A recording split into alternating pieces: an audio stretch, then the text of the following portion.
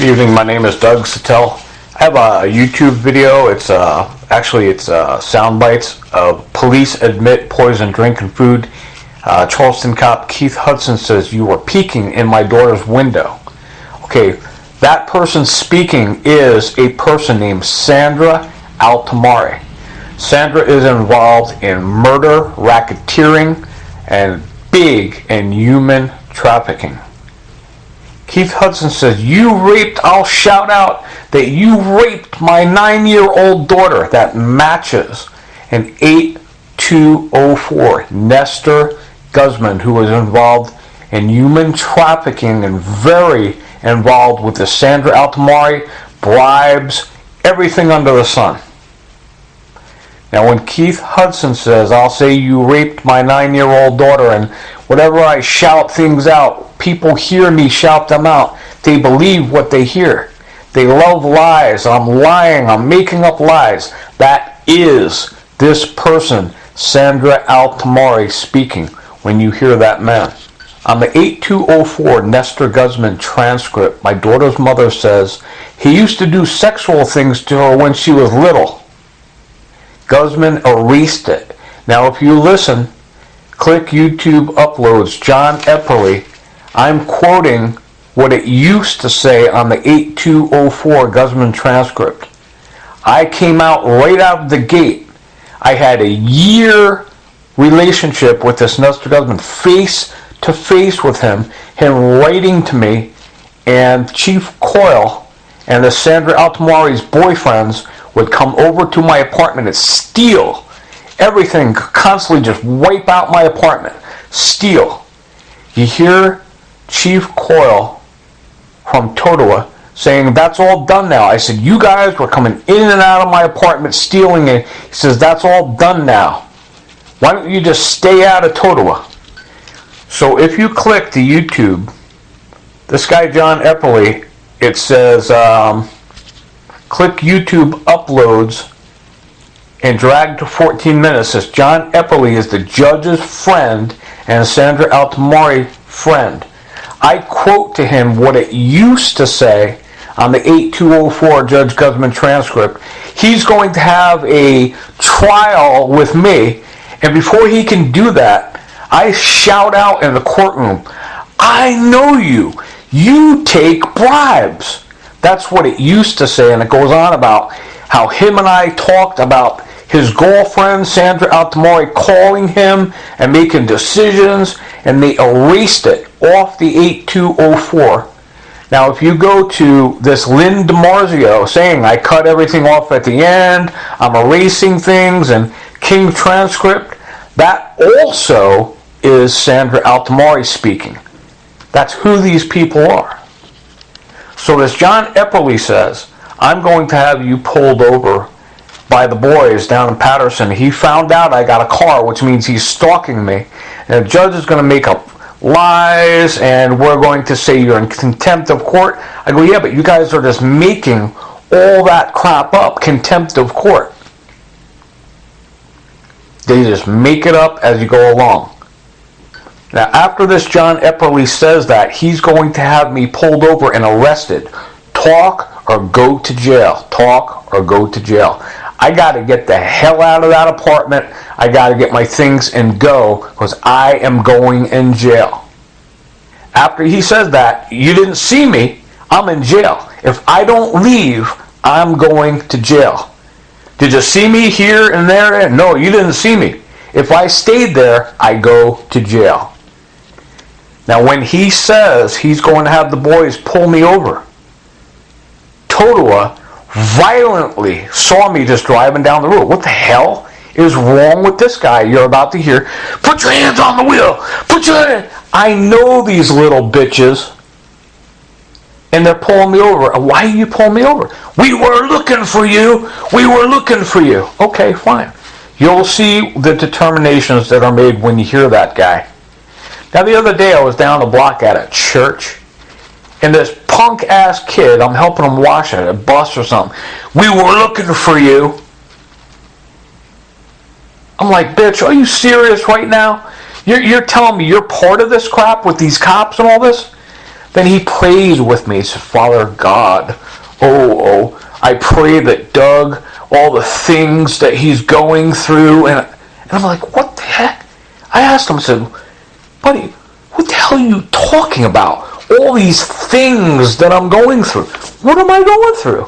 I don't even know. So basically, if he's telling me that, that's what he's telling his whole congregation.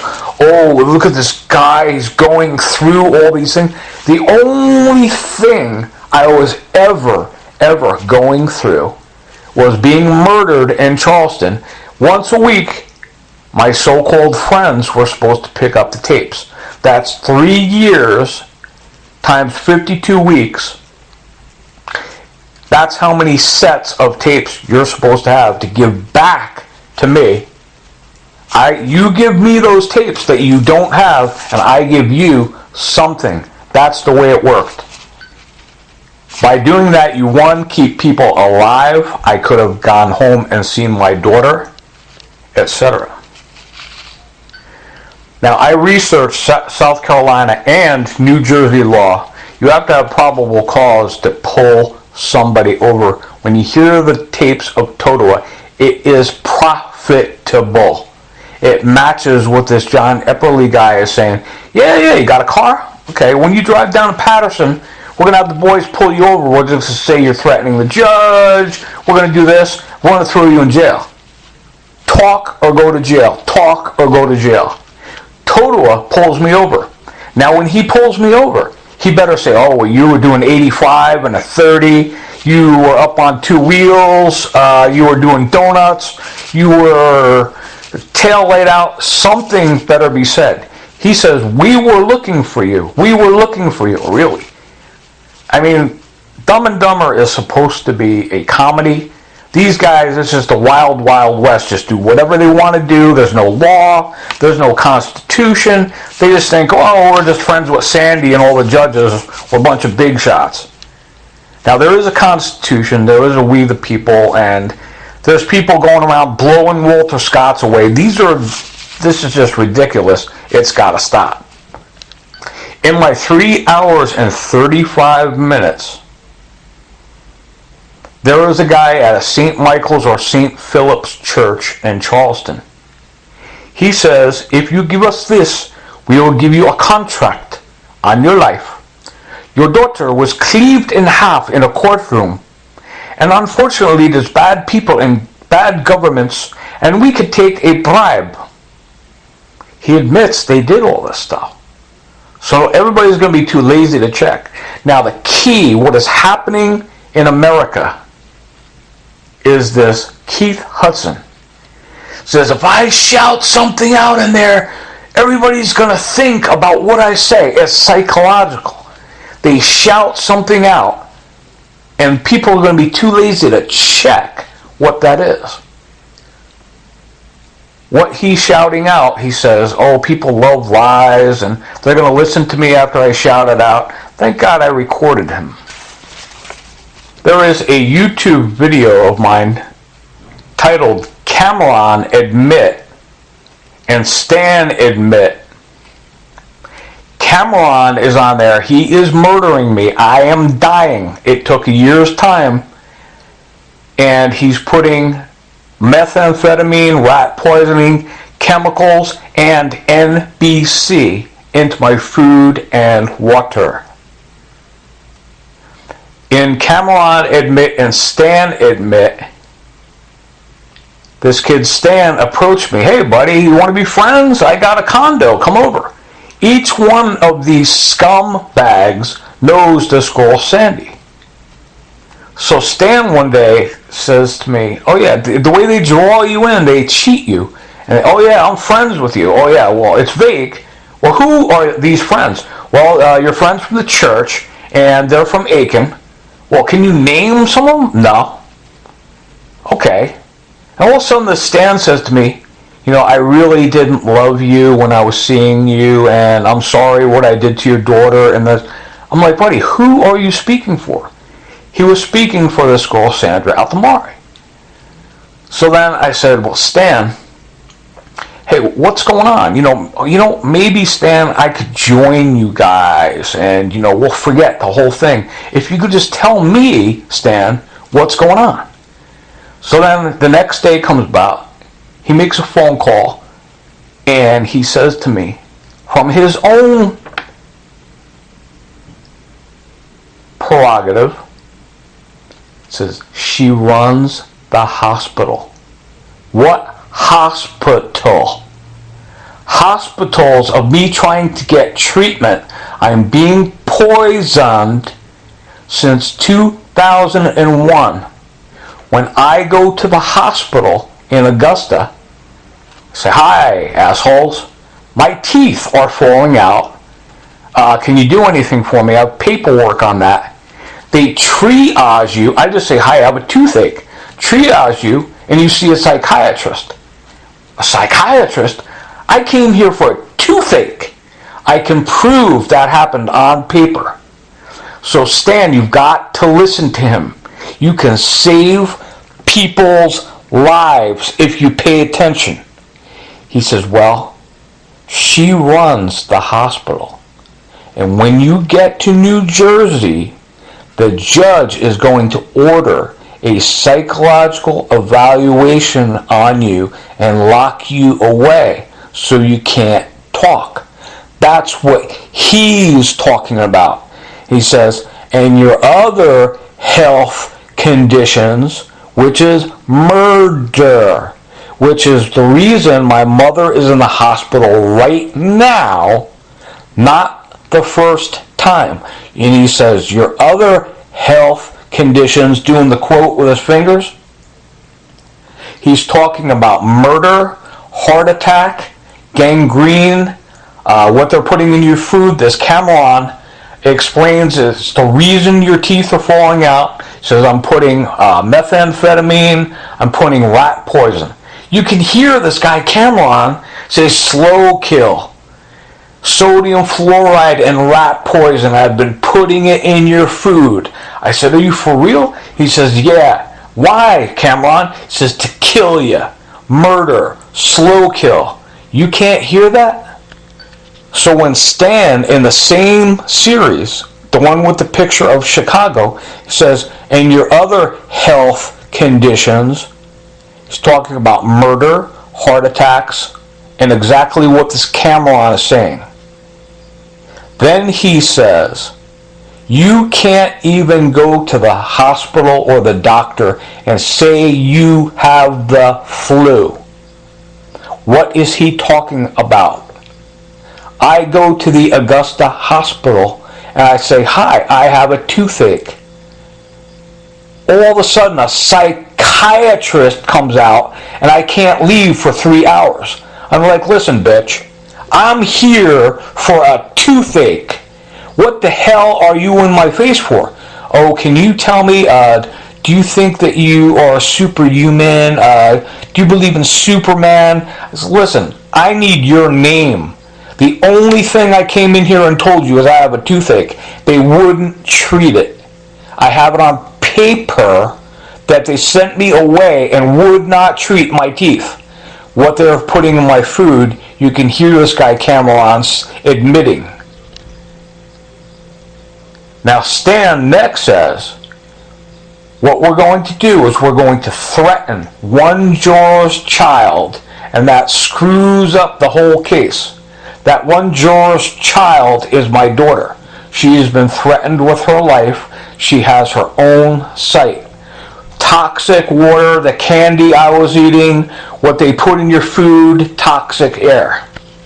Now when you hear that guy Stan talking, says she runs the hospital, he's talking about his girlfriend, Sandy Altamari. Now look at a caption. It says CIA mobbed up with, and you hear Sandy Altamari talking. Her name is Alice Haley from the CIA. Each person sneaks up on me. They want to talk to you and brainwash you and talk you out of things. Alice Haley is in cahoots with Danielle's stepfather, the CIA, this girl Sandy Altamari. I do a whole presentation. Clear as day, you can hear Alice Haley, ex-marriage to the CIA, mentions the CIA's name and says, yeah, the CIA and blah, blah, blah are in cahoots with your daughter's stepfather, and they paid off the Patterson judges. Now, the Lynn DiMarzio and King transcript talking is Sandra Altamari. Yeah, we erased it at the end. We cut it off short. In Makila and Guzman, you can hear everything is being chopped in half. This Kathleen Makila is also Sandra Altamari speaking. On Fox News Network, this Kennedy, you would have to be retarded, completely retarded, or as corrupt it could be, to know that human trafficking exists. The facts with all these people connecting up with this girl, Sandra Altamari, I connected her for you with a delicatessen she works at with her boyfriend, Ginutsu Kapalbo. The FBI is 300 meters up the road. Her girlfriend, the police, Patty DiStefano, Mafia FBI, works with the FBI in that building. That's how they have connections to the CIA. You can hear, blow through all the stuff and CIA mobbed up and it says paying the Patterson judges, blow through all the nonsense, drag it up to Alice Haley from the CIA saying, yeah, your daughter's stepfather is mobbed up with, and we paid the Patterson judges. Yeah, and your daughter is married to some she's going to say, oh, well, he came up to me and said, no, I don't know her. How does she know all these things? She's stating she came up to me. I was being murdered in Charleston, South Carolina by many people. It was a whole conjoined effort. My first day in Charleston, you hear the guy in my 3 hours and 35 minutes stating that some people, some bad people, paid a bribe. But you don't have to tell anybody about it. And I'm saying, I don't have to tell anybody about the bribe? He says, right, we'll give you a clean slate. And we're going to take all the power back from you. How is he going to do that? He wants me to go first to the shelter. You can hear them at the shelter, starving me to death. You are going to die. If these people don't want you to work or you're not going to get any food, they poison you, and it's the only thing you get to eat. You're going to die unless you get in touch with somebody and say, look, you've got to come and pick up these tapes. Anything that is on YouTube now, most of it happened in Charleston. 2/3 of that was stolen every week. These guys would come up to me, okay, Bo, time for you to give up those tapes. Give us those tapes. And it was ridiculous. People are being murdered and nobody could actually come and pick up the tapes. I don't know what to tell you. Anytime you've ever seen me in Aiken on a Friday or Saturday night, I'm there for one reason. I got a tape in my pocket. It just got stolen. There's a guy at Epworth Church named Stu Moser. Yeah, give me your tapes, man. Holy crap. I hear murder. I hear all this stuff going on. I have him on YouTube. Stu, where's my tapes? Can't give them to you, buddy. They're at my house somewhere. Stu, give me my tapes. Nope. That is called conspiracy to commit murder. Somebody should be able to go to him and say, look, you either produce a tape. Oh, I threw them out. Well, you're going to stay in jail until you give me those tapes. There's another guy. It's in Clearwater or Bath, South Carolina. picks me up, same thing. Don't want to eat what they're serving at the house. You've got to run for your life. I have a guy named Greg Babb, B-A-B-B, on Family Drive in Bath or Clearwater. Greg, got my tapes? Yeah, well, they're here somewhere. I don't know where we put them. We can't find them. I don't know why you guys wouldn't pick up tapes. If anybody wants something from me, I said, yeah, I'd love to give that to you, but the deal was, you give me tapes back that I gave you a few years ago, then I give you this.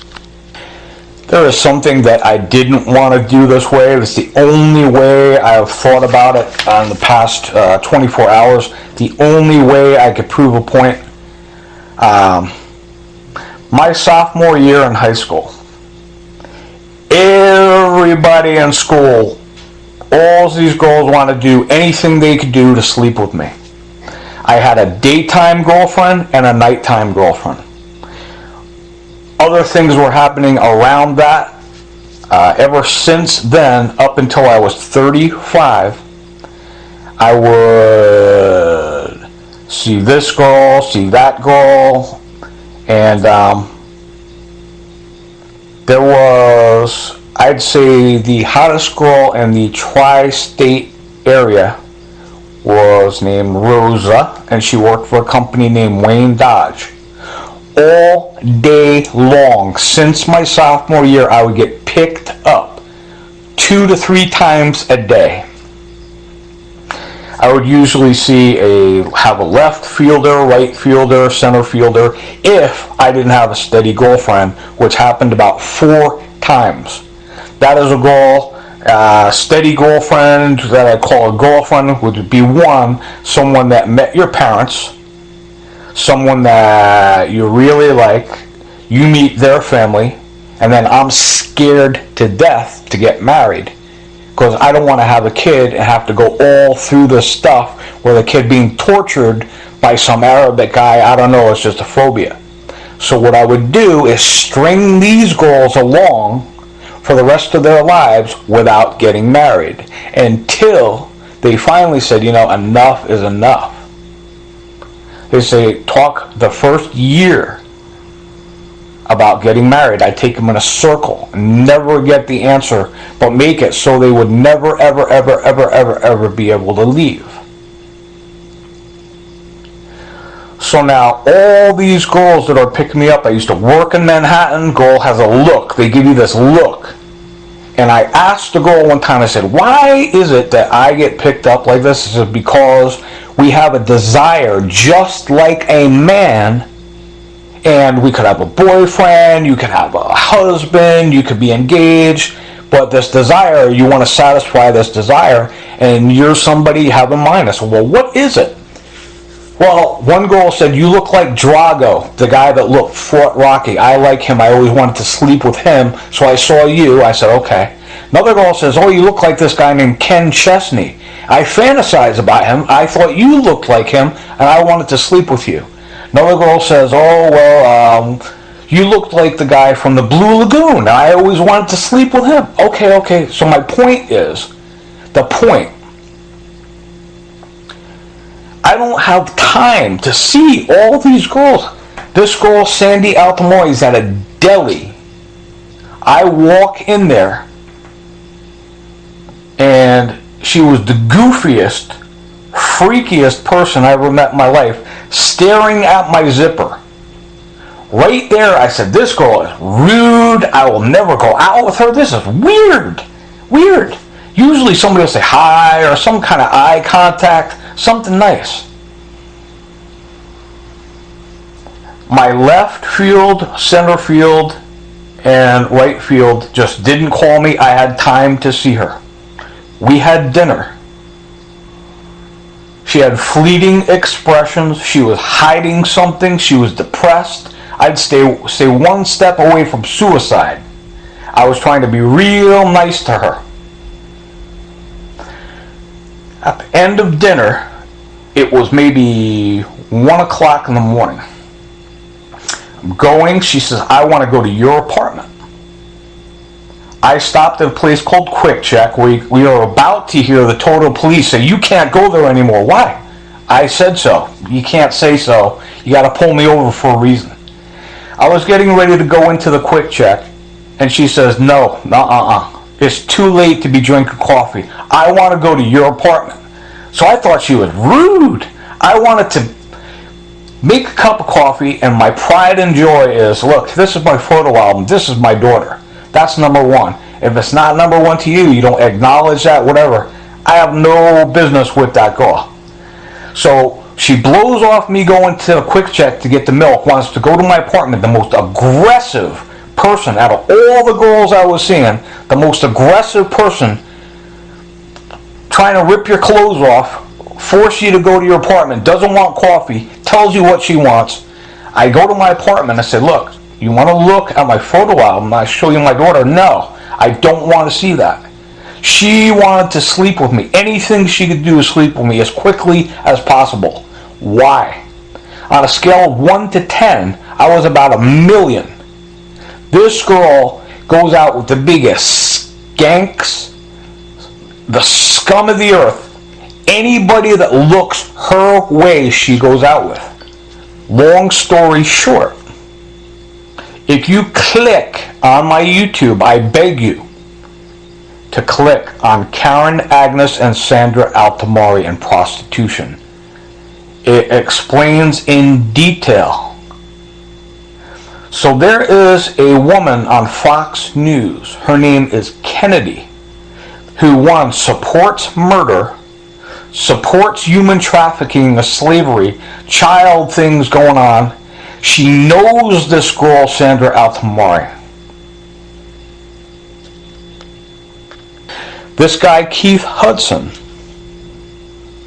when you hear him speaking about me peeking in his daughter's window, what is happening, what is going on, that's where I made the connection. Oh, crap. This is this nutcase, Sandra Altamari, just like this Alice Haley from the CIA, just like this guy Stan. She runs the hospital. I explain in my YouTube, Sandra Altamari and prostitution, exactly what happened in their house, and I left, never looked back.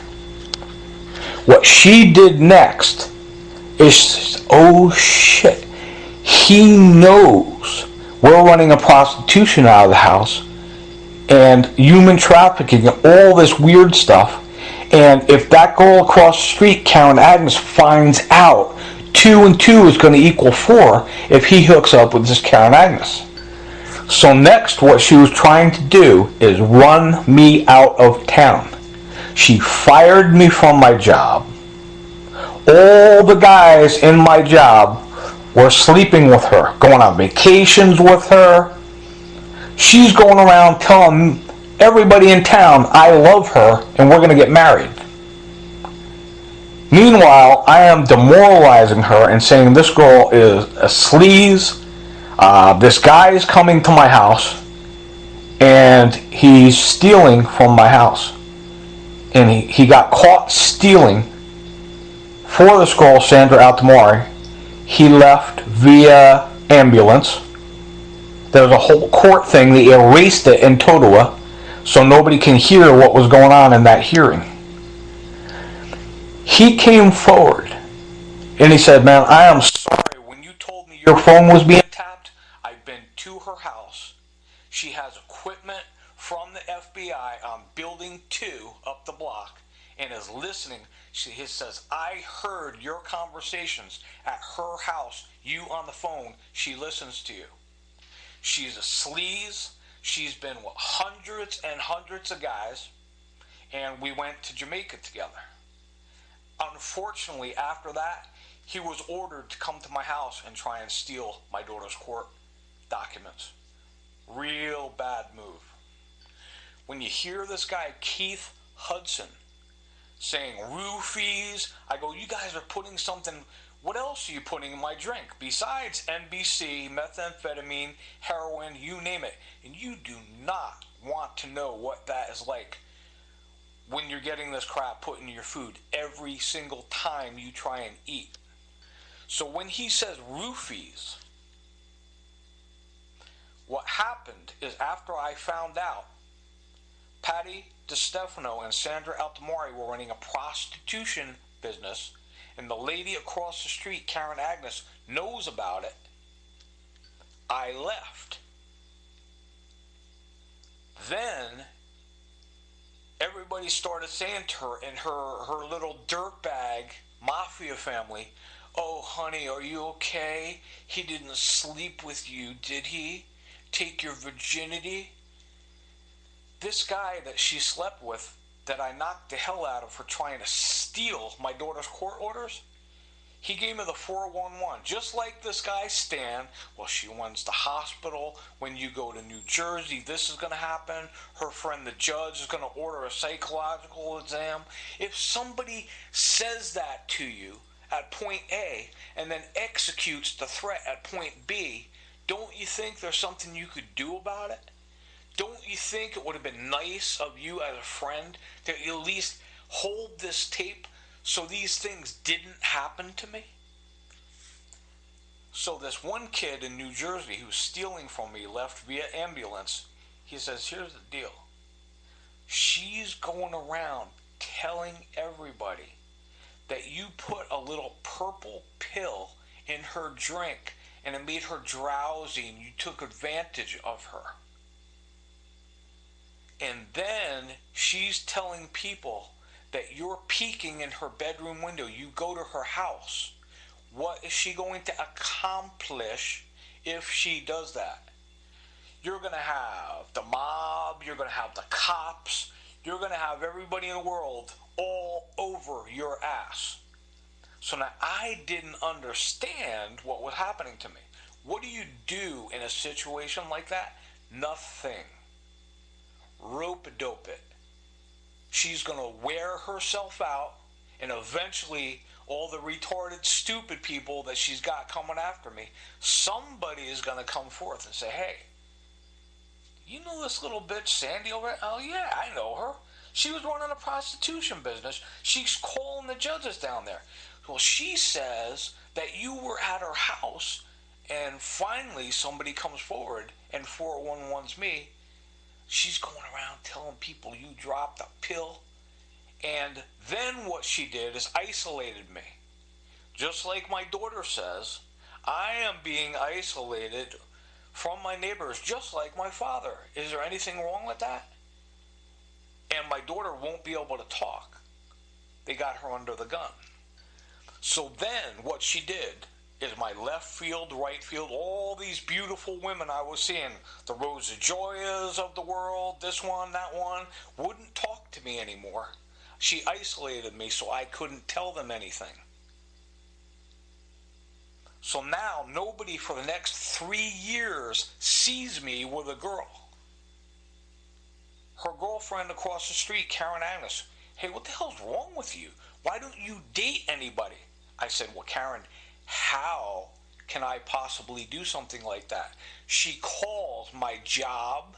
She's sleeping with everybody in the world at my job, and she called all the girls that I was seeing, and I called them back, and they said, this crazy chick is calling me up, threatening me that I better not ever talk to you again or I'm going to lose my job, and this is going to happen." I went to a real estate school. There's a girl in there, she didn't have a ride. She says, "You are going to drive me home." I go, "No problem." I'm driving this girl home.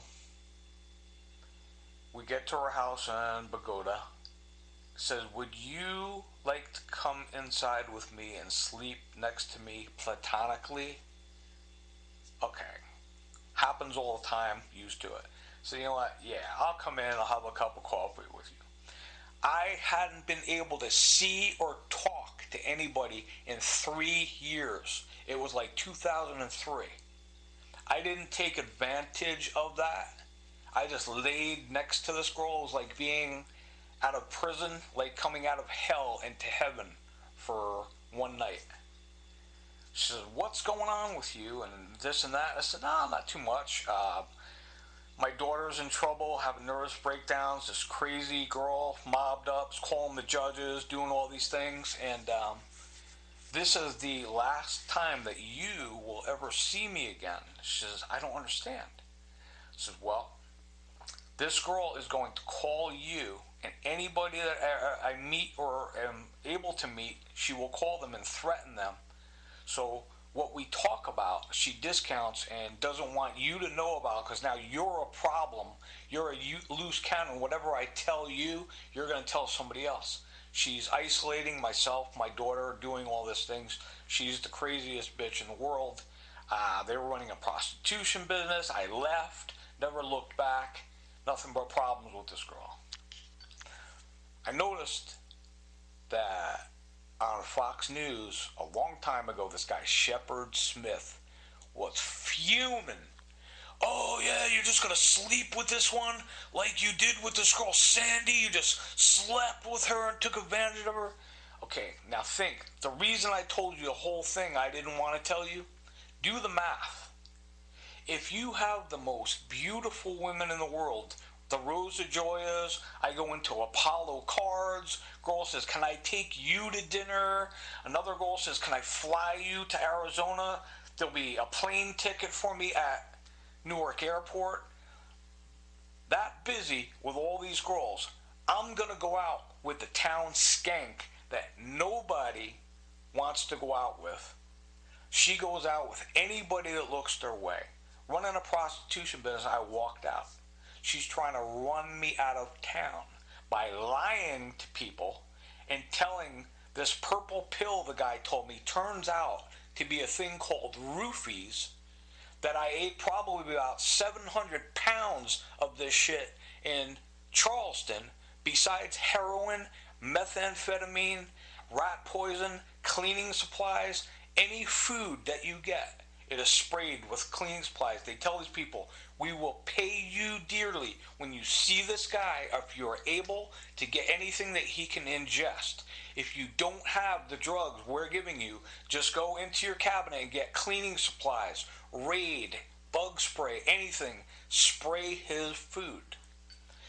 In Charleston, I was dying. I was about 8 months into where I determined, okay, they started at point A. Well, why didn't you just leave? Because I'm recording them every single day. I'm recording the CIA saying, well, your daughter's stepfather's mobbed up with the CIA and we paid the judges. You can't hear that crap.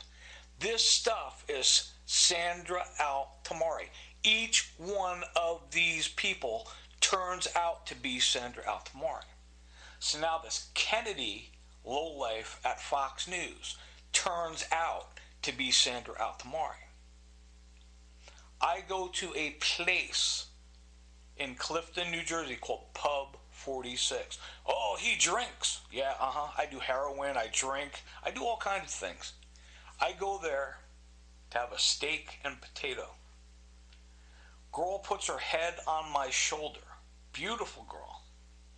I said, who the heck are you? My name is Trish Purcell, and I am from Little Falls. Picking me up. Hey, let me get your number. She wants to talk to me. Okay, all right. We talk. She says, here's the deal. Me and this Patty DeStefano and this Sandra Altamari, we run not only prostitution business like you learned at their house at 39 Patron, but we're into human trafficking. We recruit people, and we're going to call your daughter up. I think Danielle was maybe 14. Very cool about that. So you know what? You're going to have the biggest problem you ever had in your life. You just don't know that yet. This girl Trish Purcell, the information she gave me, there was mafia guys. They come in and out of your house all day. They get $1,000, and she was seeing some guy while his wife was delivering a baby. He was a big fat guy, she said. One of her clients, they just come in and out of your house all day. They're going to call my daughter up. Daniel writes about it. Targeted for marketing. How would a teenage girl feel like she needs to beeline it? And she goes on and on. At the end of this Keith Hudson, I translate exactly what she's saying. So now in Charleston, they couldn't poison me at the Huddle House anymore. So now this Keith Hudson says, oh, somebody, 411, hello, 1 Adam 12, pick him up, get him into a house, I'll pay you. The biggest lowlifes on the planet, this guy Shane and Tina, Camp Road, James Island. Hey buddy, we're from the church. I go, I had some pretty bad luck with the last guy from the church, what you're putting in my food. Yeah, come on, we'll make you dinner. They make you one clean meal, you don't get sick. After the third or fourth time, I was dying in their kitchen. Dying. I was already half dead, lost 40, maybe 42 pounds at this point. Couldn't get anything to eat. They're poisoning my food and dosed me so hard, I was dying in their kitchen. And the guy says, come on, buddy, I'll warm up the car. All we got to do is go to the hospital. I says, I know when I go to the hospital that they're going to lock me up if I tell them what's happening to me. He says, exactly. Come on, die or go to the hospital. It's your choice. I'll warm up the car. Die or to go to the hospital. His wife starts screaming rape. Help, help. I ran. On this prosthetic, I can whip your ass in a 50-yard dash. I grabbed my laundry bag and I hauled ass. I got about a half mile down the road. Cops all over the place handcuffed me. Hey asshole, why are you handcuffing me? We can't tell you that right now. The next day, this Keith Hudson comes and says, you raped that girl. We went to her house with a rape kit, but nothing happened. And they're trying to cover up me being handcuffed outside that girl's house. I was dying in their kitchen. They put beers in front of me. I'm like, listen, jerk off. You say you know me through people from Aiken, where the bartenders, every bartender in Aiken, served me nothing but soda for the past 6 years. You keep putting beers in front of me. Why? We want you to drink. And I hear him and his buddy saying, we're going to get him a DUI. They're trying to get me to drink. I'm not drinking it. I don't like drinking. If I liked drinking, I would drink. So then, we need you to drive the car because we're drunk. We drove maybe out of the driveway. I was like, this is weird, man. And cops all over the place get behind me, and they called it off on their cell phone. He didn't drink anything. Don't do it. Don't pull us over. When I get to James Island, I went down trying to look for work. Nobody is going to let me work. I'll be able to eat food. Guy at the Tides Hotel, his name is Jay. Hey, Doug, I know you from the church. That's the attraction. See it? How they do it? And they need to get close to you. So I'm going to take you out tonight, buy you some booze. I said, well, Jay, tell me again. You know me from church and from people from Aiken, right? Okay, Jay, you're about the 5th person I told that anybody that knows me from Aiken knows I don't drink. So that's all right. They come out anyway. He buys beers. I go, Jay, I just told you I don't drink. The beers are sitting there with the tops off, and the bartender's in on it. Jay's in on it. Now all these guys are coming up, handing picture hands in front of your face with shots. I'm like, I don't understand. I don't drink. Now I remembered the guy at the St. Michael St. Philip's Church saying, there's a contract on your life. First, we've got to get you fed. You can hear this guy at a bar called The Edge saying you're ingesting it and you're breathing it in. His name is Greg. It is murder. They are killing you. So the people, Shane and Tina, I described this Tina as being an animal. She was disgusting, like she didn't take a shower. She had nasty tattoos all over her. Dana Perino from Fox News chimes in and says, that's me. That girl you're describing, that's me. How could anybody actually get involved in human trafficking, murder, poisoning people Like this Kennedy is saying, you're a liar. I know this girl, Sandy. You're a liar. What are all these people on YouTube talking about then? How could this be possible? All these people are saying these things, and this Keith Hudson with his roofies and me peeking in his daughter's window.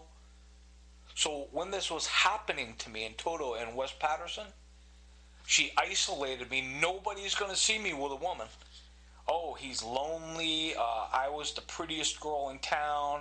He got lucky with me. Meanwhile, she's the town skag bag that I was doing her a favor even being seen with her. All the other girls that are vying for my attention, trying to take me to dinner, etc., etc., I think you get the picture. So how anybody could get involved with this girl Sandy, I have no idea. I explained it in Karen Agnes and prostitution. She solicited my daughter for human trafficking. I don't know how anybody on Fox News could get involved with this girl. The Dana Perino thing, maybe she was just misguided or whatever and didn't know.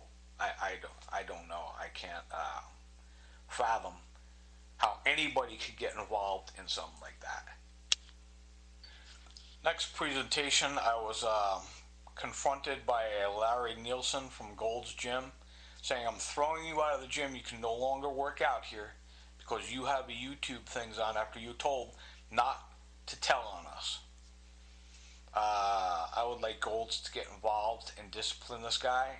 He has no right to go around doing that to people. It's not a protected class like race only 1866 law or familiar or etc. It's not a protected class. But if there's anything that you could do to this Larry, I hope that you could do it. After that, I can undoubtedly prove that the mailman from Passaic, New Jersey, stole my check, and that the total police match up with this John Epperle's threat that he was going to have the boys pull me over. South Carolina and New Jersey law show that you have to have a probable cause and state the reason for your stopping somebody, not, well, I'm in a gang and I was looking for you. That's not acceptable. Anybody who's not involved with this girl Sandy and understands 2 and 2, if you research what these YouTube things are, it only leads to exactly what it says under each caption. And thanks a lot. Love you guys. My name is Doug Sattel. I had a 13-year relationship with my daughter. Since she was 1 year old, I had to take her mom and her Arabic stepdad to court. And in 1998, a Judge Randall Sobrian told mom and stepdad they were going to go to jail if they interfered with the relationship. I have proofs that they were interfering with that relationship. And there was a prostitute in West Patterson named Sandra Altamari. Her girlfriend was Patty DeStefano. They were running a prostitution business out of 39 Patron in West Patterson. They were running that prostitution business, and a woman named Karen Agnes. You can look at Karen Agnes and prostitution in my YouTube and learn more about it. And Sandra Altamari learned that I had court orders against my daughter's mother and stepfather that they were to go to jail if they interfered with the relationship with my daughter. As per Judge Randall Sobrian in 1998 told them that they were going to go to jail if they got caught interfering with the relationship. And Nestor Guzman and Ernest Capusello were working with this Sandra Altamari who was calling them, and they started erasing tapes and destroying transcripts and proofs of bribery. I had some tape recordings that proved that they took bribes in 401 Grand Street, and I was in Charleston, South Carolina. You can click on the picture in my YouTube of the hand over the drink. Is a Charleston police officer, just like the guy who shot Mr. Walter Scott. He was going to plant a gun and a knife on me and shoot me. He was stalking me, had people trying to kill me in Charleston. You can hear him saying how Nestor Guzman is going to put me in jail when I get to New Jersey.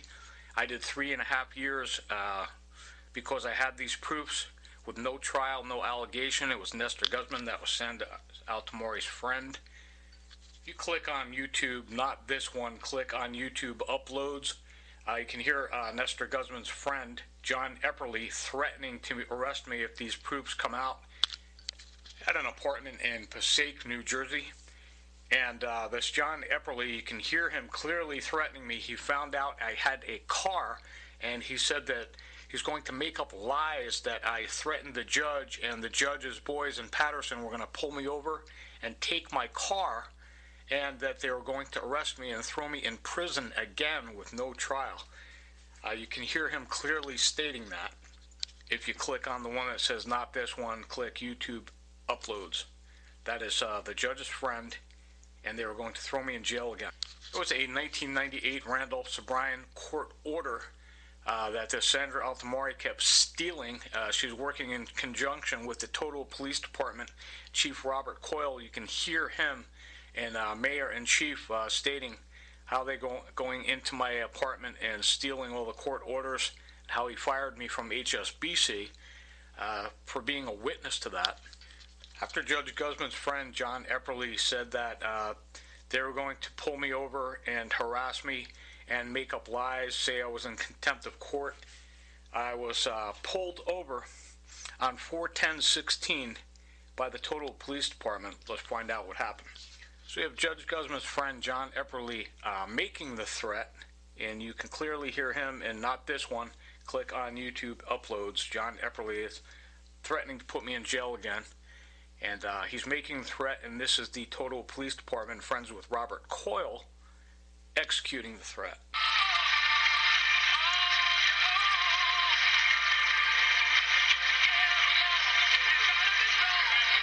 On the wheel. Say it again. Put your hands on the wheels. On the wheel. Turn the car off. Put your keys on the roof.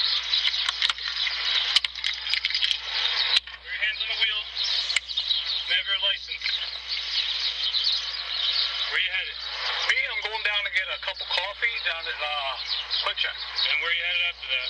Me, I'm going to West Milford to visit family and friends. Okay. What's wrong? You know we have a restraining order for you? No. Yeah, we do. Totowa? Yes. For what? For your daughter. I don't understand. We've been looking for you for a while.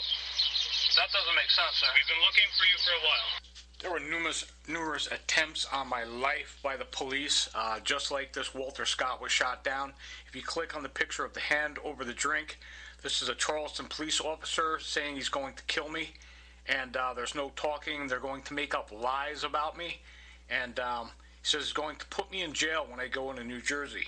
So I went to New Jersey. Nestor Guzman saw me, and he knew that I had these tapes on these guys, and before you could hear the tapes of Nestor Guzman's friend, Nestor Guzman and Sandra Altamari's friend, Keith Hudson, threatening to plant the gun on me and killing me. Before anybody can hear that, Nestor Guzman threw me in jail for 3.5 years. I told the Totowa mayor, Robert Coyle, and all these guys, Tolomeo from Totowa, were letting this Sandy come in out of my apartment and stealing all my daughter's court orders. And the next day, they threw me in jail for telling the mayor 3.5 years. No allegation, no trial, nothing. Just throw you in jail. What they do is they have invisible people. You hear this Keith Hudson down in Charleston saying these girls are invisible. We just make them up. There is no restraining orders. They just... Oh, well, you violated a restraining order. You walked past somebody, you have a restraining order on you. There's never any trial. They don't even bring that up in court. They just throw you in jail. So now, before anybody in Totowa finds out what Robert Coyle is doing with this girl Sandy and the break-ins in my apartment, this guy John Epperly and Judge Guzman arresting me, before anybody hears the tapes, they have invisible restraining orders from invisible people. My daughter has contacted me many times. She had Pinterest, all kinds of encouraging messages to me. And once they realized she had those, they took the site down. They took her Facebook away, and she was contacting me through third parties is the only way we could speak. Her husband is crazy. My daughter was very upset on the phone. They let her speak to me for the first time in 15 years since the bribe occurred to Nestor Guzman and the Sandra Altamari. You can learn more about that in Karen Agnes in Prostitution. Click on that and you can learn about it. They let my daughter speak on the phone. She has a site, Danielle Sattel 1387, says she's being isolated from her neighbors and hyper-aggressive gangsters that dictate what she is going to say. She spoke to me for 40 seconds and said, "Dad, I love you more than anything in the world. I think about you every day." And her husband was freaking out in the background saying, "You're getting too intimate with her. You're not allowed to talk to her. I'm going to have you arrested." And he wouldn't let me speak to her after that. So she was posting things on Pinterest. They took it down, and we were talking to each other through third parties and see. Once again, you can hear this. John Epperly clearly stating how Judge Guzman is going to have me pulled over and arrested if these proofs are heard. If anybody can hear these proofs, what they just do is throw you in jail with no trial. So I'm asking this clown, I'm going to call him Rambo. He knows who I am. Put your hands on the wheel. Put your keys up on it. Not necessary. And he's saying, okay, we've been looking for you. We've been looking for you. You don't want to be looking for me because you're going to have a suit on your hands. Somebody typed up a restraining order. It says Danielle Sattel, my daughter. It's typed, probably Robert Coyle's doing the typing. There is no restraining order. It's invisible. It would be impossible for me to have a restraining order from my daughter. I haven't been able to speak to my daughter since her husband ripped the phone out of her hands. You can clearly hear her, Danielle Sattel, 1387, at the end of the picture of the hand over the drink, the guy admitting he was poisoning my food and water and planting guns on me. I had to get out. I almost lost my life in Charleston. I came up here with the tapes once again. The proofs of this conversation, Nestor Guzman threw me in jail, and what they do is so nobody can hear the tapes, you sit in jail. It would be impossible for me to get in touch with my daughter. They threaten people's lives. I haven't been able to see my daughter since the bribe took place, and once again, since her husband ripped the phone out of her hands. I can go anywhere I want in the United States of America. This is the United States of America. These guys and Robert Coyle don't want anyone in Totowa to find out about his involvement in the conspiracy, the racketeering, and how he's having conversations with me about firing me from the HSBC. You could clearly hear Robert Coyle saying, well, the cycle's over. We came in and out of your apartment. All that's done now. We stole everything from you. That's Robert Coyle. What they do is they say, well, there's a restraining order. Who has it on me? Totowa. Totowa. We've been looking for you. You've been looking for me. Now, one, why is he pulling me over? I don't have a tail light out. I wasn't speeding. It would be impossible for someone to have a restraining order. I have no idea where my daughter is. If you listen to the hand over the drink, I translate what my daughter's trying to say in her Danielle Sattel 1387 website, isolated from neighbors, etc. She explains it all, what she's going through. She was approached by human traffickers. There was a Patty DeStefano, 39 Patron, and Sandra Altamari. They were related to the West Patterson Police Department. They were running a prostitution business out of their house. I left their house and never looked back. My daughter writes in her site that she's been targeted for marketing. This Sandra Altamari and a woman from Little Falls named Trish Purcell were stalking me. Sandra Altamari had Trish Purcell calling me saying, yeah, I am in a prostitution business with Sandra Altamari and Patty DeStefano, and we're going to contact your daughter. You see my daughter writes about it in her site. It says, being targeted for marketing needs to beeline it. Hyper-aggressive gangsters, they change what you mean, alter thought, etc. I'm on my way to the coffee shop, the Quick Check. I've been going there for about probably 20 years. I can go anywhere I want. There is no restraining order. They just type things in, type people's names.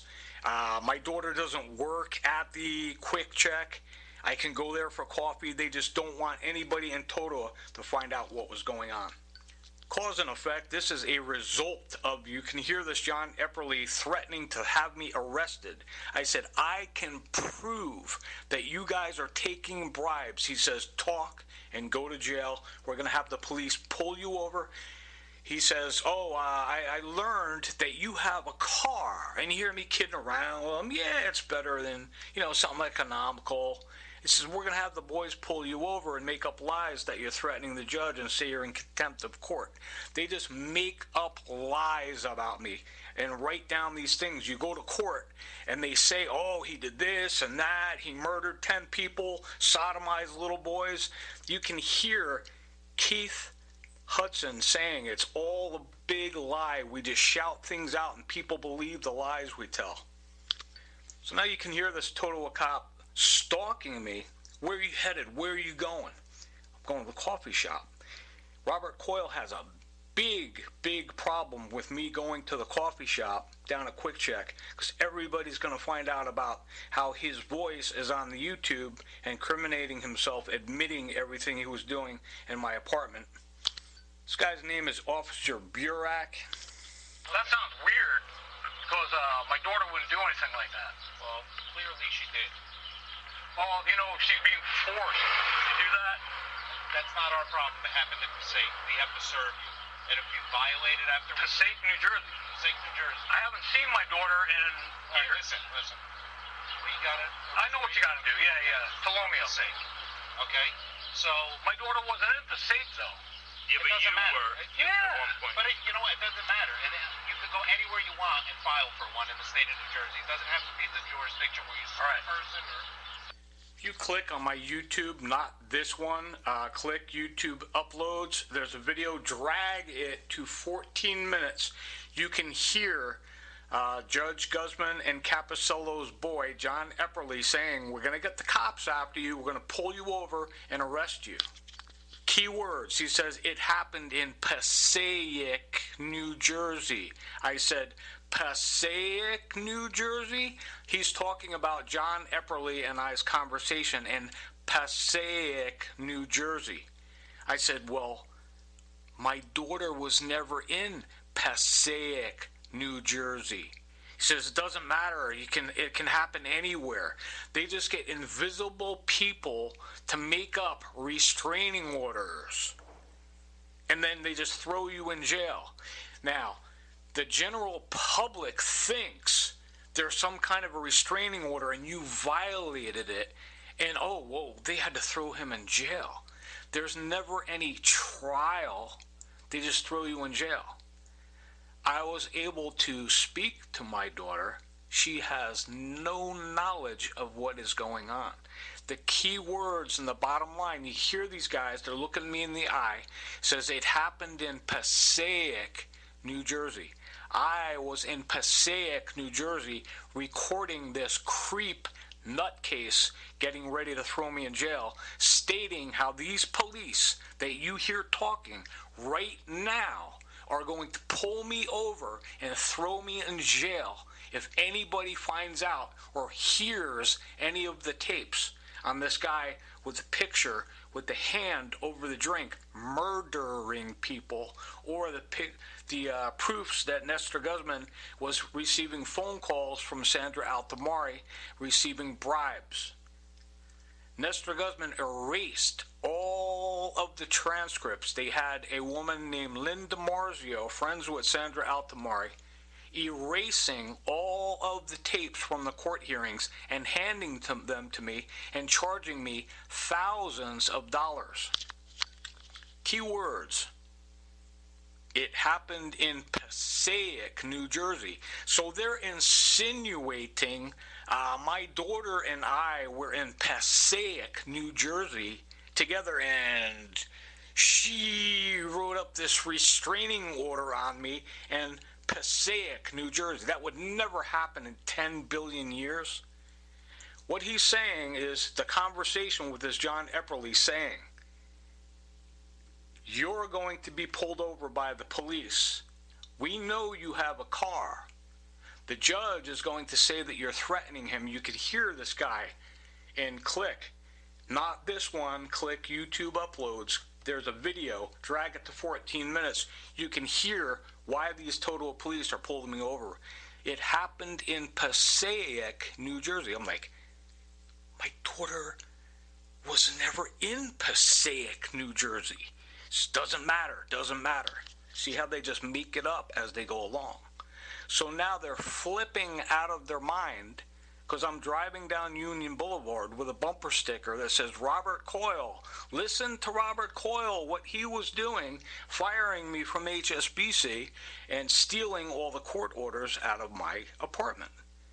John Epperly said this was going to happen. So now you heard him say that my daughter and I were in Passaic, New Jersey, and she got some kind of restraining order.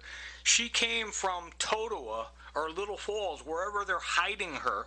She came to Passaic to see me and got a restraining order. That's impossible.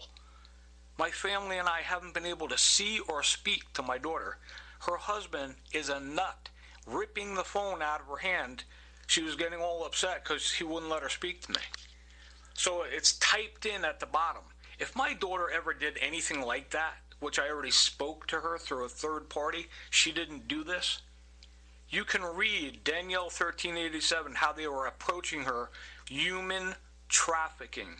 Patty DiStefano, John DiStefano from Giannuzzu's Deli, his daughter was running a prostitution business with Sandra Altamari out of 39 Patrone. I was there. They asked me to park my car a mile down the road because Karen Agnes, the next door neighbor, was counting all of the cars that were coming in. And I said, I don't understand. They said, well, we have numerous guys coming in and out of this house. We're running a business. I left and never ever looked back. Click on Karen Agnes and prostitution. So now I'm explaining to Bozo and his friend Rambo that in order to have a restraining order, you actually have to physically see a person. They're stating that my daughter and I were in Passaic, New Jersey. You know, a Spanish town near Clifton. I said, I don't know what you're talking about. He says, doesn't matter. Listen further. You'll see what these guys are doing. Pay very careful attention to the next few sentences these guys say. Hey, she would never do that. But being that she did, you gotta, if you violate it. Yeah, I know, but I haven't seen her. You haven't seen the person. Okay, will you let me finish? Go ahead, sir. Once you're served with this restraining order, if you happen to violate it, you I know how that works. Jail, I know. You don't come out until a high-impact bail judge says, I know how all that works. Okay. You could clearly hear Judge Guzman's friend John Epperly incriminating himself. My life has been threatened, so nobody would ever hear John Epperly. Click on, not this one, click on YouTube uploads, drag it to 14 minutes. You can hear Judge Guzman's friend John Epperly throwing me in prison if anybody ever found out about these conversations or these tapes. Next, you hear him say that the judge is going to throw you in jail and you are not coming out until the judge says you come out of jail. The same thing happened to me in February of 12. I had this Keith Hudson tape in my pocket. My life was being threatened. They were trying to plant guns and knives on me. They had guys attacking me with steel pipes.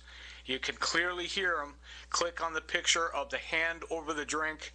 You can clearly hear them making up lies and saying that they're going to plant the gun and the knife on me. It was a very close call. They wouldn't let me work. They wouldn't let me in a shelter. And you can hear them telling me, if anybody finds out, we're going to fire you and you're not going to work for the next 3,000 years. I came to Jersey with those tapes before anybody could find out. I told John Cuero the next day. Guzman found out I had the tapes and they threw me in jail with no trial, no allegation, 3.5 years.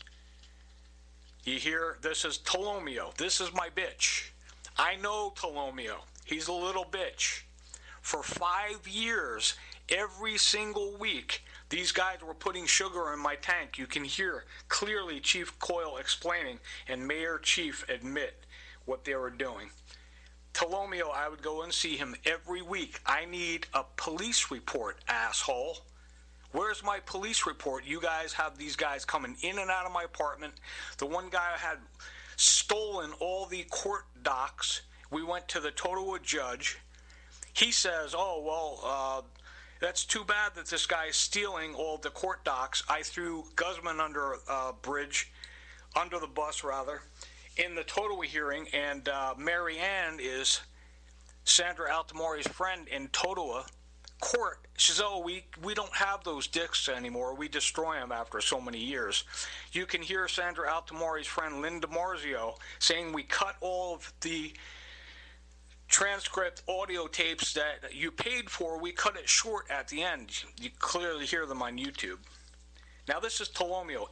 Every week these guys are coming in and out of my apartment and destroying my car. I had to have to buy 3 cars.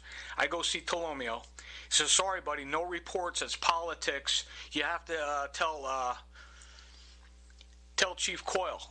You hear Chief Coyle clearly in the Totowa. It says, it's a blue and it says police. Chief Coyle, I said, you guys fired me from HSBC. Yeah, we already did that. I said, you guys were coming in and out of my apartment. He says, yeah, well, all that's done now. Why don't you just stay out of Totowa? Once again, for the 3,000th time, listen to this John Epperly conversation is happening in Passaic, New Jersey. I was very clear with this guy, Tolomeo. Every week I'd see Tolomeo. Where's my report, Tolomeo? Sorry, Sandy said no reports. He's friends with all these guys. He's part of the whole thing, and he's sitting here talking to me like we don't know each other. Passaic Township, the Spanish town, the city of Passaic. I understand. Let's be very, very, very, very, very clear and precise. The city of Passaic, the Spanish town. He's suggesting that my daughter and I were in Passaic, New Jersey, and she saw me and got a restraining order. It's just invisible. Listen to Keith Hudson, the guy murdering, the picture of the hand over a drink. It's all invisible. It's all lies. We just make it up as we go along. So now he's trying to tell me, remember John Epperly told you we were going to pull you over. And he said, talk or go to jail. Talk or go to jail. He's looking me in the eye. He's making sure I remember Passaic, New Jersey. Passaic. He says, the city of Passaic. It's a Spanish town. They speak Spanish there, right? He says, yeah. The city of Passaic, New Jersey. So where are you coming from? Me? I just came from South Carolina. And where are you headed? West Milford. So how did you wind up in Totowa? I went to Guitar Center, and they service my base. I always do business with them over there. And I was headed down to get a cup of coffee. Then I was going... This is Tolomeo again. I have reported Tolomeo up and down the block that he would never, for 5 years, every weekend coming in, and he wouldn't write reports on the damage to my car, the tapes that I had, my daughter's mother and stepdad saying they're going to prevent me from seeing my daughter if I take them to court, and they were supposed to go to jail. They keep erasing all of the transcripts and the tapes.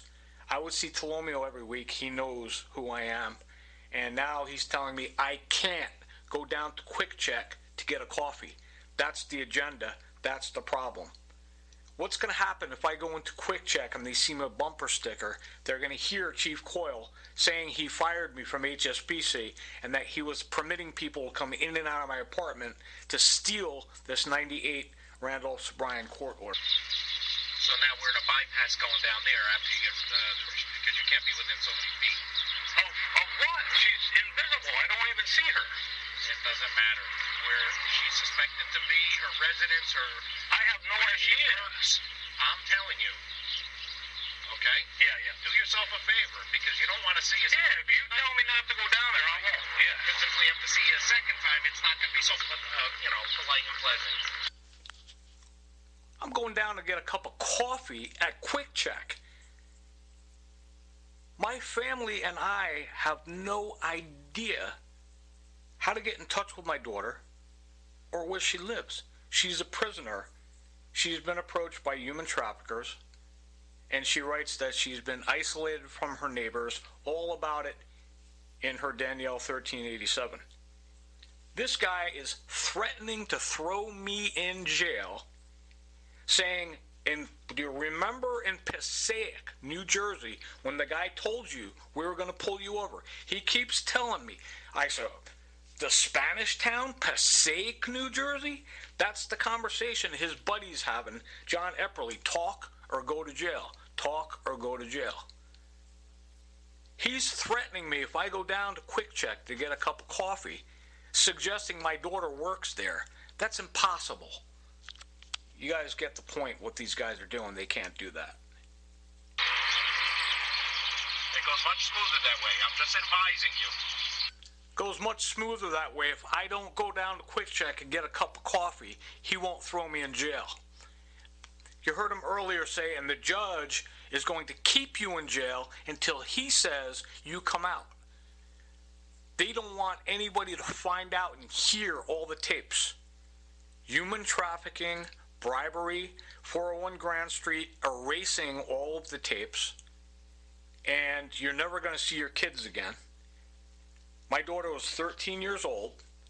Randolph Sobrian told the mother and the stepdad, you are going to prison if I catch you interfering with that relationship one more time. So now these guys are saying, you go down to Quick Check, you're going to jail, and I'm not going to be so nice the next time I see you, threatening me. That's what this is all about.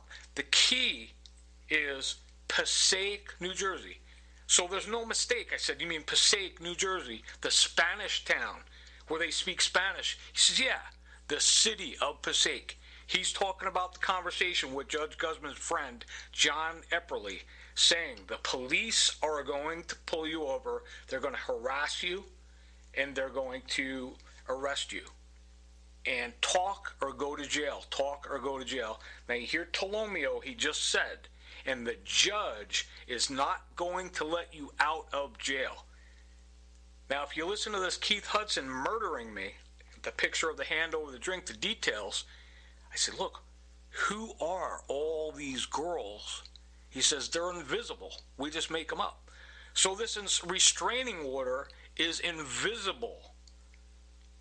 My daughter doesn't work at Quick Check. My daughter was never in Passaic, New Jersey, by me or by my apartment. That's the key. Invisible restraining orders, if they don't like something that's happening, or they don't like you playing the tapes of them, taking bribes and breaking into your apartment and murdering, they throw you in jail. So it's very clear. He says, I have to bypass going down. We said earlier, we're going to go down, Quick Check, get a cup of coffee. Well, you have to bypass that. Because next time I see you, I'm not going to be so nice to you. Really. I don't know who this guy thinks he is threatening me, but they can't do this and get away with it. This is Burek and Tolomeo. Now they're asking me questions they have absolutely no business asking me. You can hear Mark Peterson on King Street stalking me. What did you do this weekend? I don't know. What did I do? You went to the Wayne Police Department and you told on us. You can hear Mark Peterson stalking me from town to town. Now these guys are stalking me, wanting to find out if I stopped anywhere to see anybody. Maybe I dropped off some of the tapes, maybe in Richmond, who knows. They have no business stalking me and asking me these questions that they're going to ask me next. How long do they think you get up here from South It was around 13 hours. What time did you leave? I left probably about 16 hours ago. You drove straight? No, I stopped in, at my aunt and I'm not uncle's asking house. for any reason other than I wouldn't be able to do that. This is stalking. Once again, you can hear Mark Peterson trying to prevent anyone from hearing what Robert Coyle was saying. Robert Coyle 1 told me, yeah, we fired you from HSBC, and we're not breaking into your car anymore. And I said, you guys were coming in and out of my apartment, stealing these court docs every week. Coyle says, well, that's done now. So now Mark Peterson, you can clearly hear him. What'd you do this weekend? I don't know, Mark. You tell me where I was this weekend. You were in Wayne Township telling on us. Mark Peterson. Now these guys are giving me the shakedown, find out if I stopped anywhere to see anybody. They have to call the person and find the person that you stopped by to see if you left any copies of any tapes that can prove murder, bribery, human trafficking, all kinds of different conspiracies and racketeering. They have to find out who you stopped by and call them and threaten them with their job. You can hear my father saying, you get fired and all your witnesses are going to get fired from your job. And you can hear this Keith Hudson, murderer, he's a cop, just like the guy that shot Walter Scott. That guy Keith Hudson that's speaking to me, the picture of the hand over the drink, click on it. It's murder. He says, well, if you talk, we're going to fire you. You get fired. So these guys need to find out who I stopped and saw along the way from South Carolina to Totowa. What are you doing in Totowa? None of your business. I was at Guitar Center. Where are you going? Quick check? No, you can't go there because the judge is going to throw you in jail and not let you out until he says. I don't get it. I have to wear a fanny pack around my waist. You hear this Robert Coyle and his tape incriminating himself. I said, you guys are coming in and out of my apartment. He says, oh, that's done now. They steal any proofs you have, any court documents, any tapes that you have on them. You have to keep in a fanny pack on you. They constantly search your apartment. They had a guy come in and out of my apartment at 254 Totowa Road stealing from me every single week. That went to court. The Totowa judge gave me a $350 fine after he found out this guy was stealing the court orders, and Coyle was involved in that. Coyle admits everything. You can clearly hear him if you look at the blue picture that says police on it. It has a timeline with Robert Coyle, everything that he was saying on it. So now Burak and Tolomeo are very, very interested in what is in the fanny pack that I'm wearing. Once again, I wear it, keep it on me. It is my life savings. It has proofs, bribes took place, and everything that these guys were doing. They come in and out of your hotel. They have the housekeepers search and steal. They had this guy, John Epperly, in Passaic, New Jersey, searching my apartment for tapes and stealing everything. After this, John Epperly, you can hear him saying that they are going to have the police pull me over and do this to me. I had to get out of town with the tapes and make copies and leave them in every state up and down the coast. That's why these guys need to find out. Says, well, how long did it take you to get here? Did you stop anywhere? He says, well, we're not allowed to ask you that. I'm glad he's asking me that on tape. He's going to ask me to get out of the car so he could search my fanny pack. It's a standard routine. They pull out and count how many tapes, mini cassettes, are in my fanny pack. Burak reaches into my pocket and finds a digital recorder and turns it off. Sir, you want to step out so you can sign this? Yeah, can I do it here or just step out here?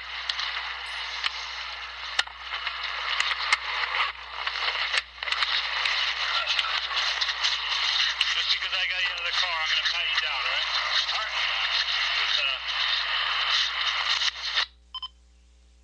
All right. One, he had absolutely no probable cause to pull me over. They are flipping out of their mind that people down at the Quick Check are going to see the bumper sticker, which is going to open up exactly what Robert Coyle's doing and saying on the YouTube, plus everything else. So now, like I said, he has no probable cause. He needs a reason to pull me over. That's why he pulled me over. We have been looking for you. Really, who's we? Totowa has a restraining order on you. And they typed in my daughter's name. I was able to speak to her through a third party. She had nothing to do with that. My daughter's being held prisoner. She explains everything in her Danielle's Tell 1387 site and has been confronted with her life on speaking about that. And you can find it very interesting that Burak needs me to step out of the car so he can find out how many tapes are in my fanny pack, and he reaches in my pocket and turns off the digital recorder so nobody can hear what happens next. There was a witness, I don't remember his name, and he saw Burak turn off the recorder, and I said, let me get this straight. You're telling me I can't go to Quick Check for a cup of coffee? He says, I said, no.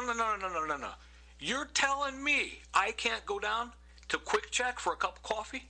He says, no, you can't. I could go anywhere I want for a cup of coffee in the United States of America. They're suggesting my daughter works down there and I'm going to go to jail, and Judge Guzman's not going to let me out until he says again. I hope this clears things up for you, why they pulled me over in Totowa. If you clicked on my YouTube, not this, click YouTube uploads, that is the title, and drag it to 14 minutes, you can find out what that whole thing was just all about. That was Judge Guzman's friend in that, not this, click YouTube uploads, dragged 14 minutes, talk or go to jail, talk or go to jail. I was on my way to prison again because they knew I had the tapes. I said, I could prove it. He says, talk or go to jail. I said, but I can prove it. He says, talk or go to jail. They were going to have the police looking for me. You hear them say, we were looking for you. We were looking for you. It happened in Passaic, New Jersey. You mean not Passaic County downtown at 401? He says, yeah, the Spanish town, the city of Passaic, right? Yeah, the city of Passaic. So we're very clear on. After this, John Epperly made those comments. I knew I was going back to jail for an undetermined amount of time for absolutely no reason but being a witness and having these sound bites. They had the mailman, Richie, from the Passaic post office stealing a Social Security check. Social Security check? Why does he get Social Security and disability? I was a loan officer for HSB, the top guy in the office.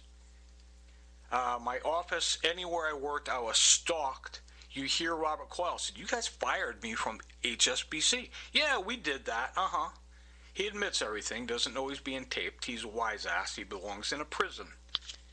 You can hear this Keith Hudson, he clicked on the hand over the drink saying, you're never going to work another day in your life.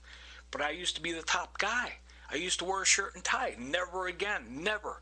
You're going to be lucky if you pick up dog shit in the park. That's what they do. They will not let you work.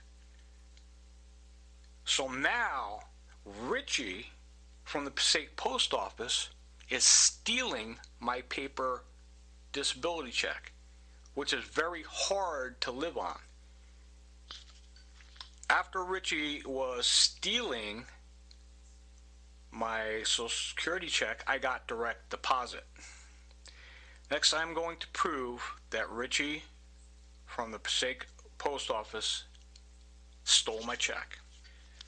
If you clicked on that, not this, click YouTube uploads, you can hear Judge's friend making threats that I'm going back to jail. They're going to be looking for me, that I have the car. If I have a car, it's a big problem. I'm not on foot.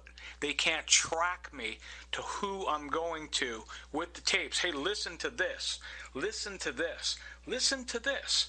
Listen to this. Here is the daughter's stepfather saying on tape that he's going to prevent me from seeing my daughter after Judge Randolph Bryan told him he's going on jail. And then I have 401 Grand Street, Linda Marzio, erasing that and giving it to me in that condition. So they need to stalk you everywhere you go. If you have a car, it's a big problem. This John Epperly is saying, yeah, we're going to have the guys looking for you. We're going to get the car, say you're in contempt, threatening the judge. They're just making it up, making up lies. I had to hide out in hotels and try and get my last paper check and try and get onto a direct deposit instead of a paper check. This is Richie from the Passaic Post Office. He gets caught in a lot of lies, and he's stealing my check. After Judge Guzman's friend John Epperly made his comments, you hear these guys saying, Passaic, New Jersey, Passaic, New Jersey. Not Patterson. I said, are we clear that we're talking about the city of Passaic where they speak Spanish? Yeah. That's what he's talking about, this guy John Epperly making his threats, that they're going to pull me over when they see my car. We're going to pull you over and say you're in contempt of court. You need probable cause to pull somebody over. Tail light, speeding, something. He saw me and says, we're pulling you over because we've been looking for you. Totowa has a restraining order on you. Really? So after this, John Epperly made his comments, talk or go to jail. I had to hide in hotels, and I put a hold on my mail. On 11/27, I have a recording at the Passaic Post Office checking with Mary for my mail.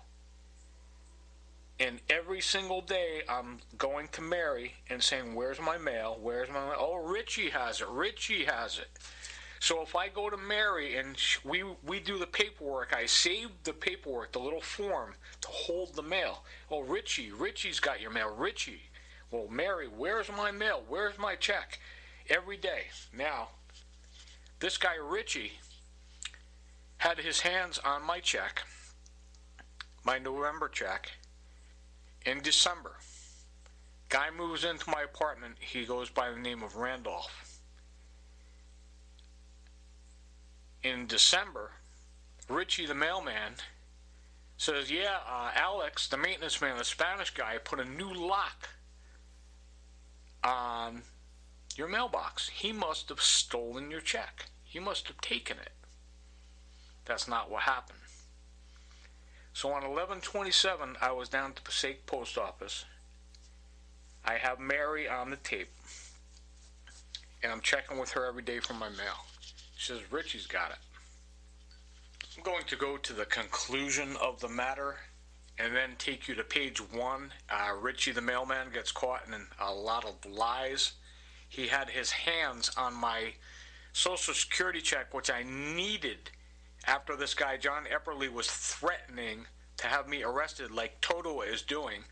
He said that was going to happen. Here Totowa was saying, well, it happened in Passaic, New Jersey. Passaic, New Jersey. Doug, you remember when the guy told you in Passaic, New Jersey that we're going to come after you? Talk or go to jail. So now I need that check to hide in hotels and present the tapes before I go back to jail. I have to present the tapes of this guy John Epperly saying that Judge Guzman is going to throw me in jail again if I present the proofs that he took a bribe. So I need that check to be in hotels. I can't stay in my apartment. You hear this John Epperly saying, well, you got a car, we're going to have the boys pull you over and harass you, make up lies about you, talk or go to jail. So they're going to come into my apartment and just arrest me. So I went down to the post office, said, hey guys, hold my mail. Richie knows, this is the postman, Richie. He knows I have a hold on my mail. What happened is a guy named Randolph, black guy, moves into the apartment, 120 Park Place. He went into the mailbox, saw my check. He went to the mailman Richie and said, Richie, I got this guy's check. This guy Richie put his hands on it. I don't know if he physically endorsed it and cashed it or just tore it up and threw it out. But the conclusion of the matter is the guy from my apartment that moved in after me when I was hiding in hotels so I didn't get arrested, picked up my check and gave it to the mailman. I could prove that happened.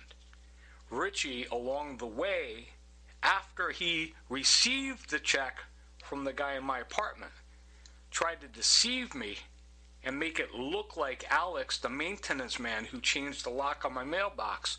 He must have taken my check. Yeah, 'cause I checked when he told me he came up to the office, I checked for it.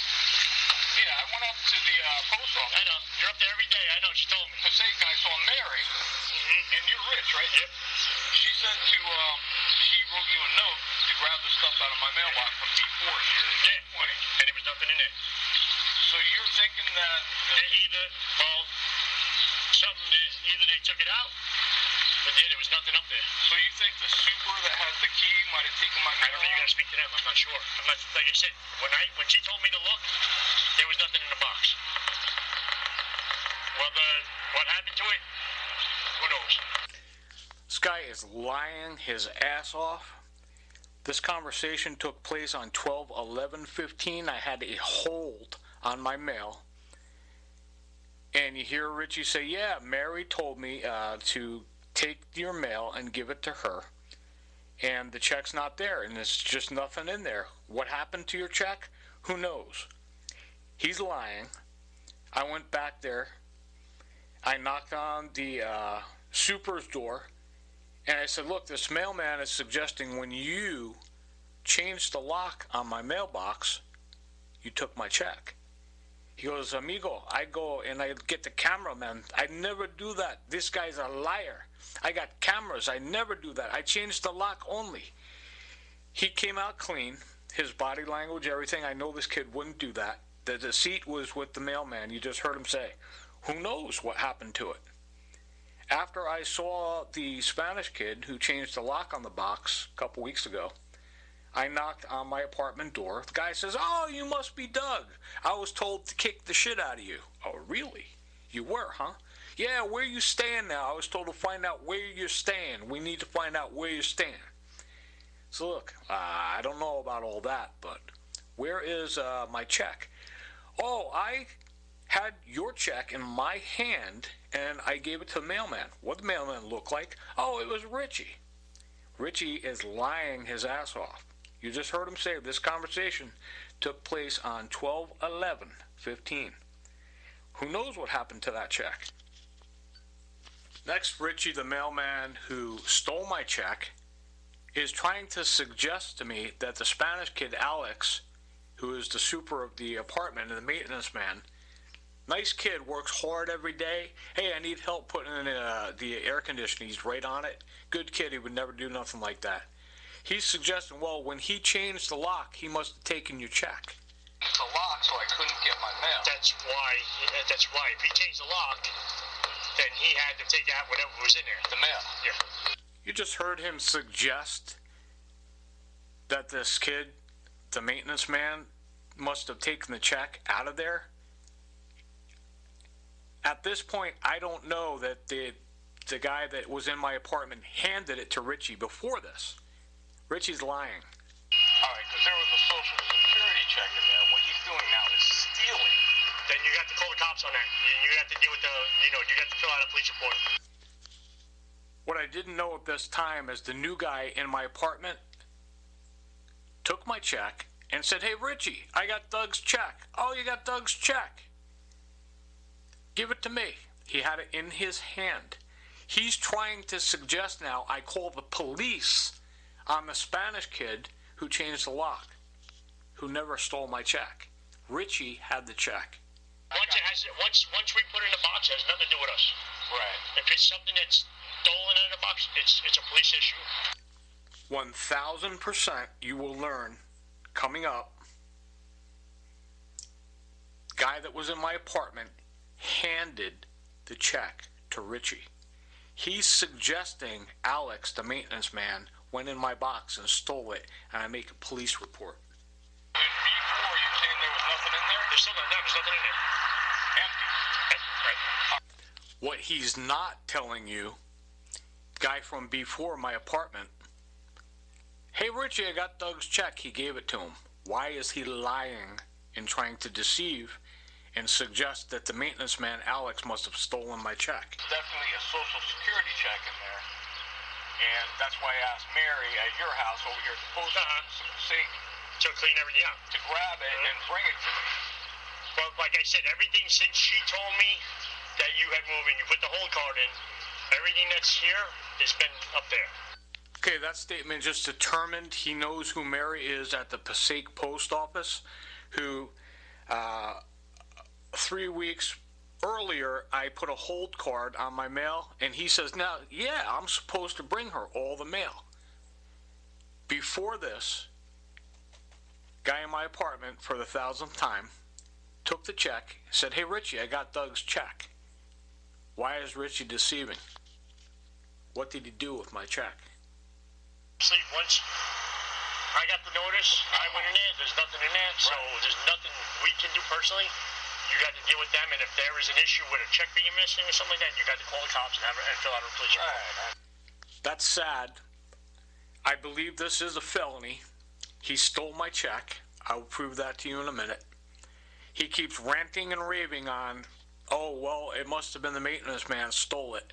What happened before this, once again, is the new guy in my apartment was an honest guy. He says, Richie, I got Doug's check. He says, oh, give it to me. I know that that check was in the box. I know that that check was in the box. It's like clockwork. Richie's body language, he's being very evasive. There's a weak link in his fence. He's becoming very agitated and aggressive.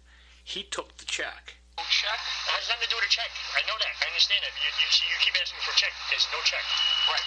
I have known that, and all your other mail that's on hold is up there. Whatever comes in that's on hold is put up there. It has nothing to do with if it's a check, if it's regular mail, if it's anything, it's up there. But a couple weeks ago, that has nothing. I understand that you keep reading it, but it has nothing to do with us. They changed the law. You have to speak to them. You have to speak to them. And if there is an issue, you have to fill out a police report. That's what I'm trying to explain to you.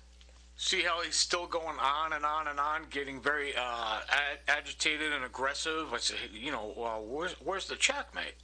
It comes in there. It's like clockwork. Where is it? I don't know. You better fill out a police report.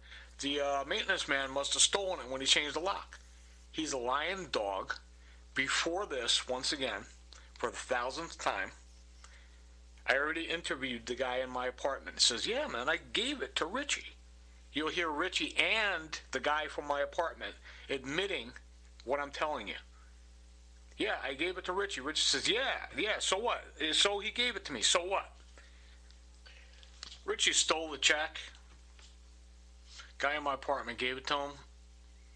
So I'm questioning him now, saying, okay, you being the postman, don't you think the guy, the maintenance man that you're suggesting stole my check or took my check, that he would have brought it to the post office?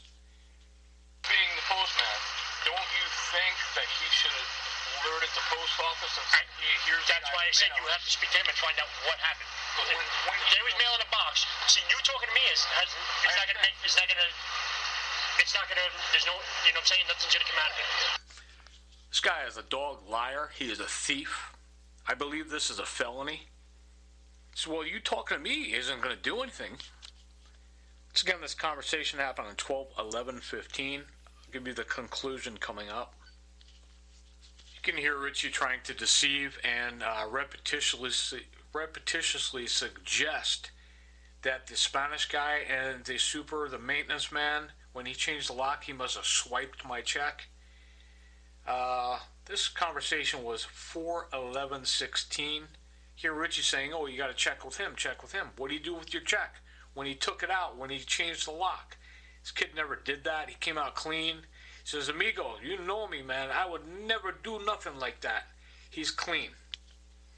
I went to before my apartment, some guy, real wise guy, making threats, and I was told to ask where you live, where you're staying, what hotel, so we can go and find you, etc. You hear Toto would say, we've been looking for you. So, guy at B4, he goes by the name of Randolph. This is in 120 Park Place in Passaic. He says, yeah, I had your check. I gave it to Richie.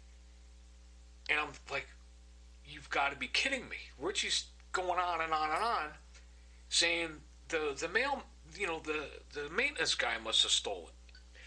This guy says his name is Kenneth Randolph, apartment B4 on the second floor, 120 Park Place, Passaic, New Jersey.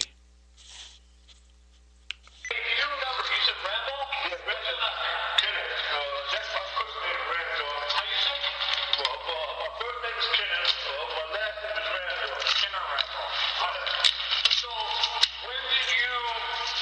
saw the Social Security check in there? Yeah, it was in there. I put it up here. I took it. I said, well, I'll catch the mailman coming. I'm going to give it to him. Do you remember about how long ago that was? That's like 2 months now, 3 months? Yeah, it's a while. So you gave it to the mailman? Yeah. You saw him here, or? He be coming out like 12:30. I catch him out here. Yeah. About that time. Well, I was gonna say, what do you be? Where do you live at? Me, I live around here with some friends and stuff. I was gonna say, I normally find you at. You just heard this clown say, yeah, I had your Social Security check in my hand, and I gave it to Richie, the mailman. He comes by every day at 12:30. I gave it to Richie. Now he's getting ready to swing on me, which would have been very enjoyable. Says, where do you live at? What do I live at? I don't understand. What do you mean? Where can I find you at? Needless to say, you understand what's going on. Now, after all that, this dirtbag thief, Richie the mailman, all that he was trying to deceive me back then, a few months before when I had the hold on my mail, I said, where the heck is that check? He says, yeah, I know. You're going to see Mary every day. Where's your check? Where's your check? You just heard this guy say, I gave it to Richie. Now go back. Why is this guy Richie lying to me? So it has nothing to do with me anymore. I checked the mail. You got it on hold. Maybe the maintenance man took it. Why don't you call the police? This guy right here just told you what happened. Yeah, I had your check. Gave it to Richie. Now I'm going to wait for Richie and find out. Hey, Rich, this guy says he gave you the check. Richie says, yeah, well, what do you want me to do about it? Why was he lying? Where's the check? What did Richie do with the check? Why was he trying to deceive me? Why didn't he take the check and give it to Mary at the Passaic post office? I had to come from my hotel every day and drive there to get that check in order to stay at hotels so this guy John Epperly and Guzman didn't arrest me. That's why I had to leave that apartment. You hear this John Epperly saying, talk or go to jail. We're going to have the cops pull you over. That's what the whole Totowa thing was all about. This conversation just happened on 4/11/16 at approximately 11:30 a.m. with Kenneth Randolph from B4 saying, yeah, I had your check. I gave it to Richie. So now this is later this afternoon. It's approximately 1 p.m. And I confront Richie. I said, Richie, what's going on? This guy says he handed you the check. Let's see what he has to say. Rich, Jonah. Hey, the guy at B4, Randolph, I asked Alex if he took that check when he changed the lock. He said no. So he just said, go to B4 where I was. The guy Randolph, he said he handed that check to you. He handed it to me? Yeah. He says, I gave it to Richie, the mailman. When was this? He said about 2 or 3 months ago. Remember I saw you over here? He handed it to me? Richie knows he's caught in a lie. He's being confronted. Hand me shit all the time. I don't know what it is. I take it. If they're not the address gets sent back, it's not our problem. Let me, You just heard many determinations being made. One, that I put a hold with Mary at the Passaic post office. Richie stating that he knew about the hold.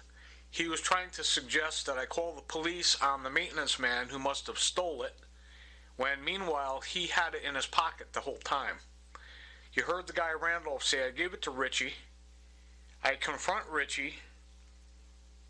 This was on 4/11/16 after I interviewed the guy at B4 Randolph. He says, yeah, I gave it to the mailman. I don't know what's going on. And I confront Richie. He knows he's caught in a lie. He says, well, people hand me shit all the time. He's admitting, yeah, the guy handed it to me, and people hand me shit all the time, but there's nothing we could do about it.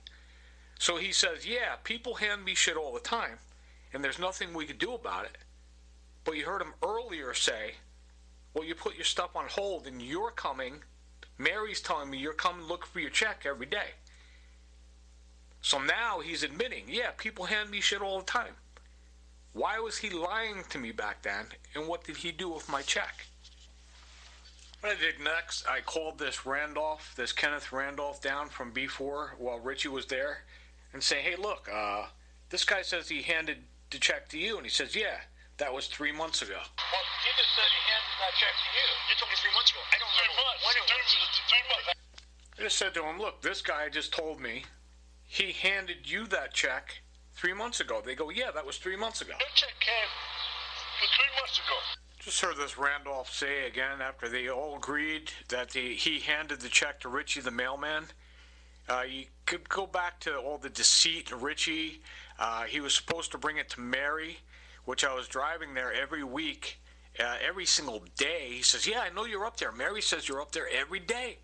Why didn't Richie hand that check to Mary and give it to me? You hear them, the determination has been made. He says, yeah, people hand me shit all the time. And this guy Randolph says, yeah, I handed it to you 3 months ago, and everybody's in agreement on that. Well, I went to the Mary. Yeah, but it has nothing to do with the post office. At the post office, I know, but she said she was going to hold it. I filled out a form. And you had the home mail for a certain amount of time. Yeah. Only 30 days. That's it. Well, he just said he handed that check to you. You told me 3 months ago. I don't know 3 months. when it was. It was already determined in this conversation, the three of us agreed that this Randolph handed my check to Richie. Richie did not give my check to the Passaic post office to Mary.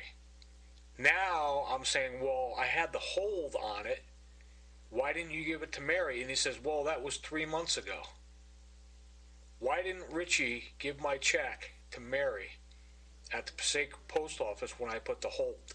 What did he do with my check? Yeah, but you're trying to get answers out of something that there's no answer.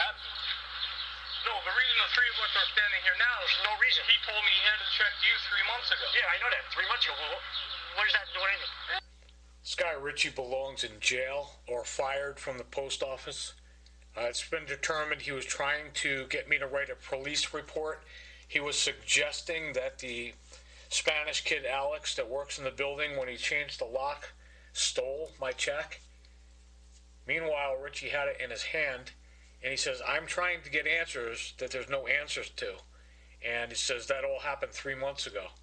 So he admits to you that he had my check in his hand, that he knew that there was hold at the Passaic post office, and he knew that Mary was telling him I was coming there every single day for 2 weeks, driving there to try and get my check. Why does Richie still work there? What did he do with my check? Why didn't he give it to Mary? Why is he stealing my check? You heard all the determinations that have been made. Now he's going to lie and say, well, I don't know if this guy standing in front of us, Randolph, handed me your check. I'm not looking for just your check. Meanwhile, he was looking for just my check. This guy Randolph handed it to him. What did he do with it? Now he's going to lie and say, well, I don't know if he handed me your check. I don't know if he has handed me mail. Okay. I'm not looking for just your check. Right. That is not happening.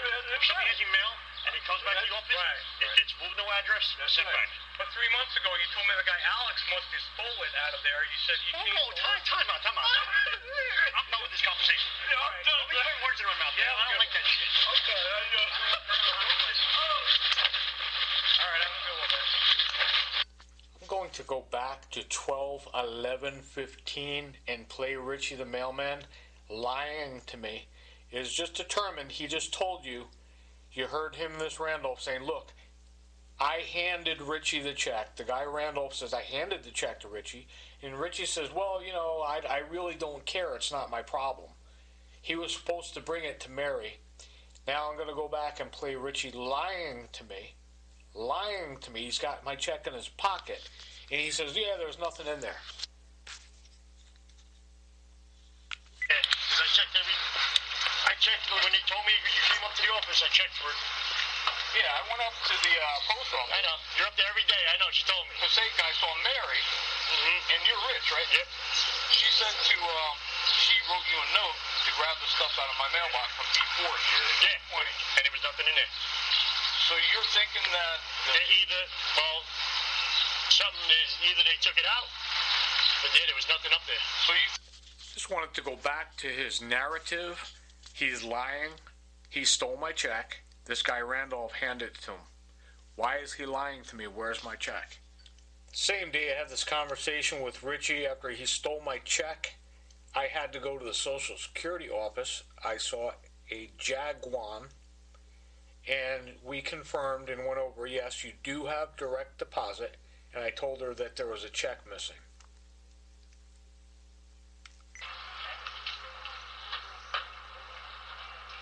what's your name now? Jaguar.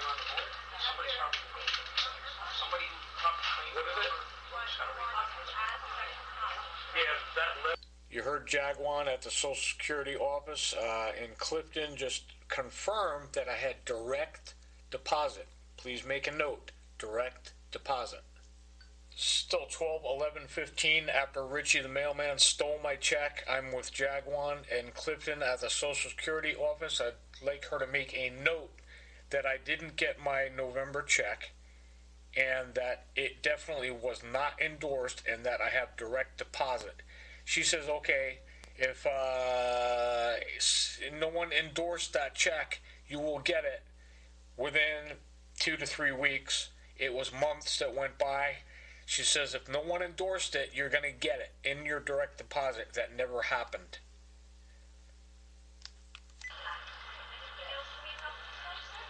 Yeah, could you make a note that I didn't get my November check, the physical check? The fourth Thursday. Oh, fourth Wednesday. Okay.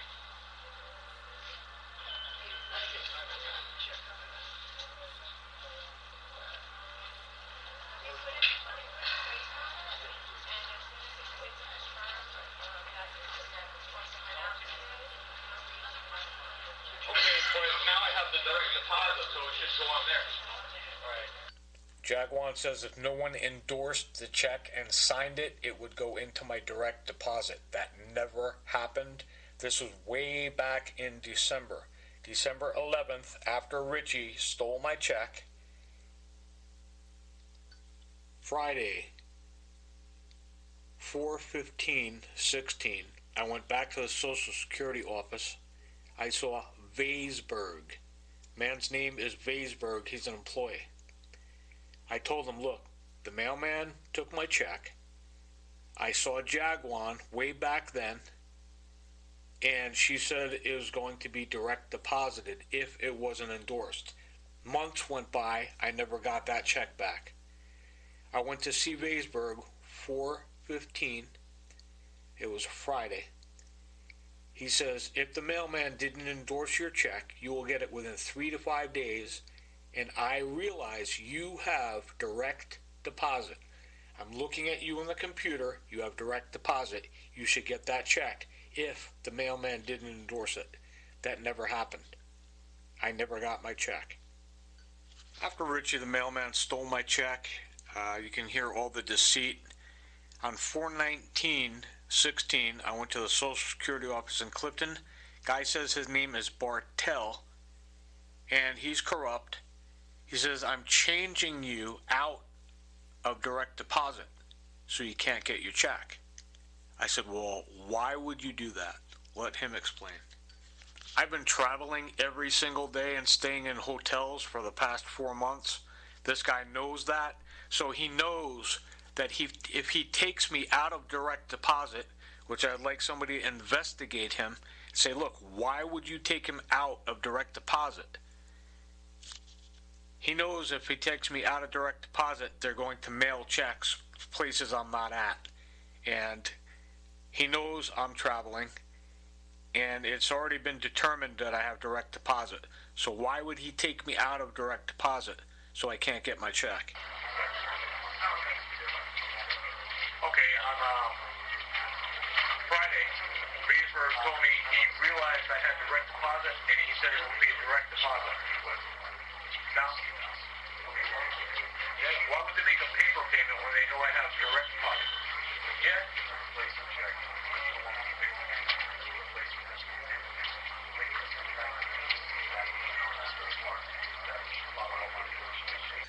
guy says his name is Bartel, and he's taking me out of direct deposit. I told him, well, why would you do that? As the conclusion of the matter, I'd like to make a point. The main points of this is John Epperly told me that the judge was going to have the police harass me, stalk me, and make up lies about me, some kind of a phony restraining order, invisible people that my daughter never signed or anything like that, and I can't go to Quick Check to get a cup of coffee, or I get arrested, and he's not going to be that nice next time he sees me. The mailman stole my check. He was supposed to give it to the Passaic Post Office, and on 4/19, you hear this guy Bartel telling me, you're never going to get that check. I just took you out of direct deposit so you don't get it. Good evening. My name is Doug Sattel. I have proof of bribery, obstruction of justice, extortion, prostitution, and conspiracy to commit murder. It gives rise to established patterns. They are not isolated events. There's patterns of crimes. The prosecution of conspirators, people who have knowledge of crimes committed and have supported it. There is a 1968 RICO, which is punishes these people violations such as I just above stated. I've had numerous attempts on my life. I am not allowed to work. I am being followed everywhere I go. There's proofs of that in my 20 YouTube. If you study that carefully, everything I'm saying is not me saying it. It is the people that are doing it who have knowledge of the crimes committed, and they're committing the crimes are the ones that are explaining it all to you on my YouTube. To protect myself and protect my life, I record these people when they approach me, and I posted a YouTube video of this happening to me, which it gives rise to established patterns, not isolated events. And I posted a YouTube video. In retaliation, I was at the North Augusta Hotel. You could clearly hear this woman taking 1 week's rent and throwing me out 2 days later. There was a guy in Aiken, South Carolina. His name appears on some of the Aiken Public Safety from years ago. Aiken Public Safety police reports. His name is Joseph. My sister and brother-in-law lie, and they won't give me his last name. He's good friends with my sister and brother-in-law. And Joseph is from SRS. He has got probably about 70, 75, 80 guys everywhere I would go in Aiken, South Carolina on the weekends to come up and elbow me, spill soda on me, push me around. And Joseph was at the Waffle House on Whiskey Road on 12 March of this year. I was at the Cork and Bull. My brother-in-law plays guitar. Joseph was there. We were having a conversation. I've recorded everything that Joseph and I have ever talked about. He makes death threats, says how people are following me around town, and there's no talking about politics or you're going to disappear. So on March 12th at Cork and Bull, he was present there. And Danielle, I played a song called Sweet Child of Mine with your Uncle Mark at Cork and Bull. It was the 13th. The clock turned past 12. Afterwards, I went to the Waffle House on the 13th, and Joseph was waiting for me there, so I turned on my recorder, and he said, I'm going to disappear, and if I feel comfortable in South Carolina, all these people that are following me and harassing me, that's the statement that Joseph made. It takes hours to find this stuff. I will produce that at a later time. I'd like to know what Joseph's last name is. It was on March 13th at the Waffle House. You can see him sitting next to me, waiting for me to come there. They know my routines, what I'm going to do next. I told Joseph that I'd probably get a cup of coffee at the Waffle House after my brother-in-law's band played. Joseph was a member of Gold's Gym. I would love to know what this guy's last name is. That is coming in the future because he's in a conspiracy to commit murder in Aiken, South Carolina. He's from Gold's Gym over by the Aiken High School. There's a guy at Gold's Gym named Larry Nelson that is very familiar with all of Joseph's friends, coming up, pushing me around, threatening me. I go to Gold's Gym, I pay my bill and have my membership and would go there and work out. Numerous different guys come up to me, and while you're on the curl machine or wherever you are at Gold's Gym, it's always Joseph is involved in that. And I was at the Gold's Gym, and I was approached by a thug, and let's hear what he's got to say. I was paying cash at Gold's Gym in Aiken by the high school. I believe it's off of Corporate Drive. When I walk in there, there's been problems with all the girls and all of Joseph's friends in the past. When I was going there on a regular basis, would come up and threaten me. This guy Larry Neilson is involved. He knows the whole situation. I walk in, I could tell by the body language of the girls at the desk to record them and record everything that happens. I have never been to Gold's Gym in Aiken, up at that front desk, walking in to check in my card before I work out, without recording exactly what happens between those girls and I. Hi, how you doing? And I give them my card, they take my card, and I go and work out. Those girls are there to make up lies about me that we had conversations. I could provide any conversation that I had with any of those girls at Gold's. Once again, you could tell by their body language. I go there to work out, and on the 22nd of March, I was working out on the curl machine, and I was approached by a thug, and let's hear what he has to say. 22nd of March, between 5:30 and 7 p.m., I was approached by this guy. His name turns out to be Matt Camel or Matt Campbell. I was on the preacher curl machine, and I was approached by this kid. He commented that I had a YouTube bumper sticker and was wearing a YouTube shirt on a different date that he noticed, and that I was going to have problems, and he was making threats on my life, and this was going to happen. So I pulled out my recorder, and I recorded him.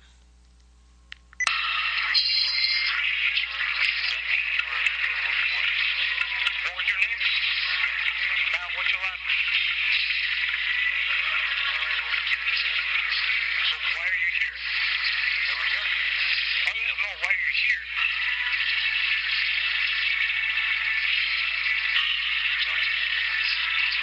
Can I help you? Okay, well, good to see you. I'm trying to work out. You look on the camera, I'm on the preacher curl. He's 2 feet away from me making threats.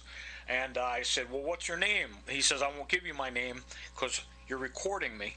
And there was a bunch of guys that were all around the area watching. What was that all about? I go, this guy's coming up and threatening me. They go, yeah, we're aware of the situation. I'm your witness if you need me. And shortly after that, 5 minutes later, the girl at the front desk, Doug Sattel, come to the front desk, Doug Sattel. This guy, Larry Neilson from Golds, is part of that, and he's part of them coming up to me and told to throw me out after this happens. So they say, Doug Sattel, come to the front desk. Let's see what happened when we got there.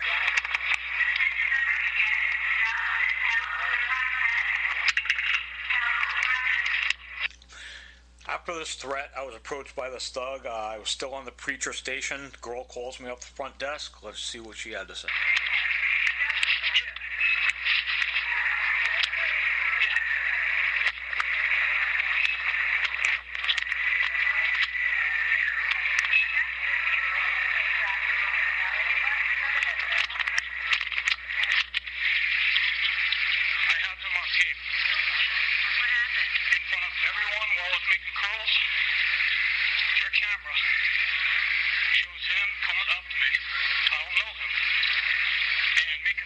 And asked me questions about politics.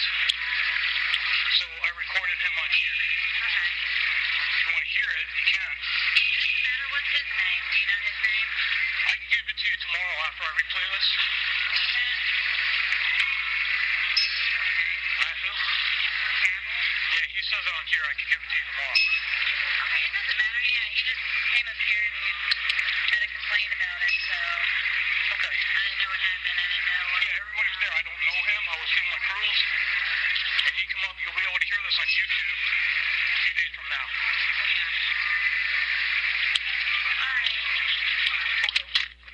What's happened at the front desk after this? The girl's cool. She's like, oh, okay, he's got this recorded. He was at the preacher, and this guy came up to him.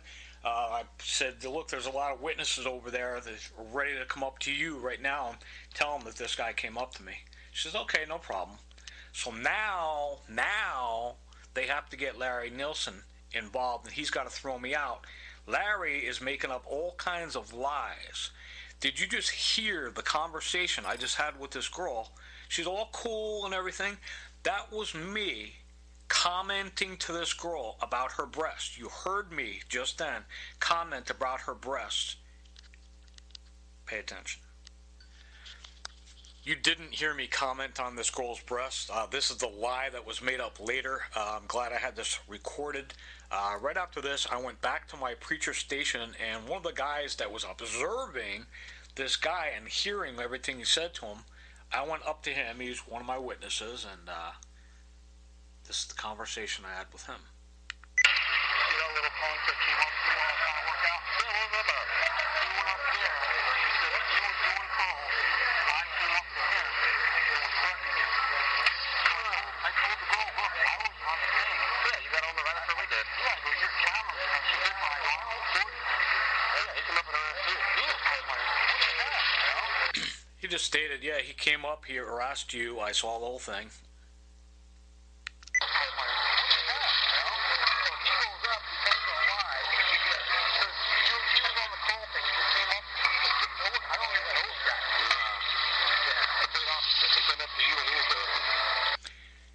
Thank you for witnessing that, my brother. When you are doing your skull crusher, you're laying down and you're doing your tries like that, the force of the heavy weight is going to force your elbows out. Try and keep your elbows in. That is everything. You got to keep your elbows in when you're doing your tries like that. Thanks for witnessing, man. What was supposed to happen there is when the girl called me up to the front desk, she said, this guy's coming, he's complaining about you. It's obvious he's making up lies. So this girl was cool. She was like, oh, okay, you know, he's got a tape on this guy. There's witnesses over there. That guy you just heard talk, I told her I'll produce that guy right there. He saw and heard the whole thing. So that didn't work out. I was supposed to get thrown out. And let's see what happens next. Went back on the 28th. I was doing my thing, working out, and everything seemed cool. I was approached by the owner, Larry Neilson, and we had already been through it with the girl at the front desk. She could have just told him, yeah, there's witnesses all over. This guy came up to him, and he was harassing him, making threats. There's people that saw it. He has, you know, a little tape if you want to hear it. So Larry comes up and just throws me out with no refund and says, look, it's about your YouTube. This is about politics. He explains that there's a lot of people complaining that I have YouTube videos out there, and now Larry wants to put his ass up on the line and discriminate against me after I paid and come after me because I have YouTube videos protecting myself from what was happening. Let's let Larry explain. Just a couple days later, I'm in the same spot on my preacher routine, and I was approached by Larry Neilson.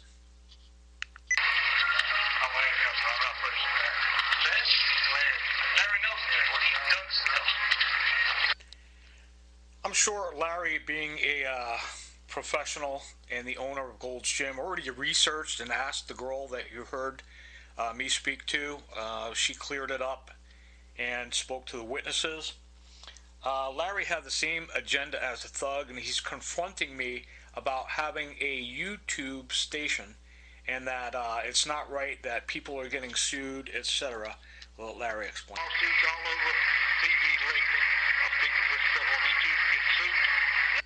Larry's confronting me about having the YouTube station. Larry already researched. I'm sure he has a camera there. The girl told him the time and date, and you know, checked all the witnesses, and watched this kid come up and start threatening me while I'm sitting down on the preacher station. And he turns it around and says he was on the preacher station, and I come up to him and started threatening him. But Larry's true agenda comes out that I can't go around putting things on YouTube and people getting sued and having lawsuits, or he's going to throw me out of Gold's Gym. You can't go here.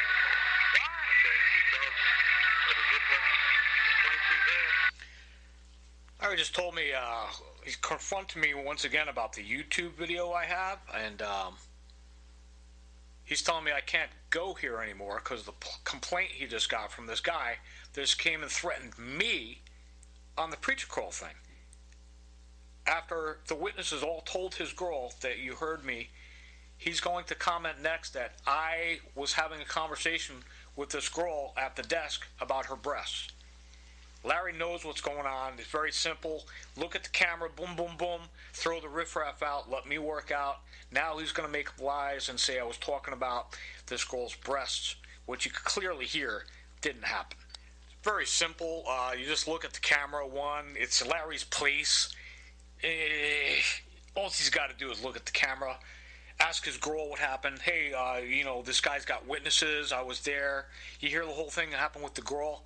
Now I explained to Larry, hey, Larry, what are you doing here? It's obvious Larry's part of that. He already stated his agenda. He has a problem with me and politics and having a YouTube station. Well, you know what happened? You had the witnesses come up to the girl. The guy came up, he threatened me while I was working out. So the girl didn't report the guy.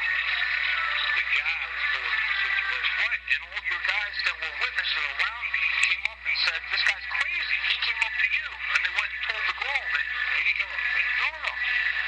The witnesses came up to your girl and told her. Now Larry's in a predicament. There's absolutely nothing he could do but look at his camera and throw that guy out. Now if you go back a little bit, you hear the girl after this guy's threatening me.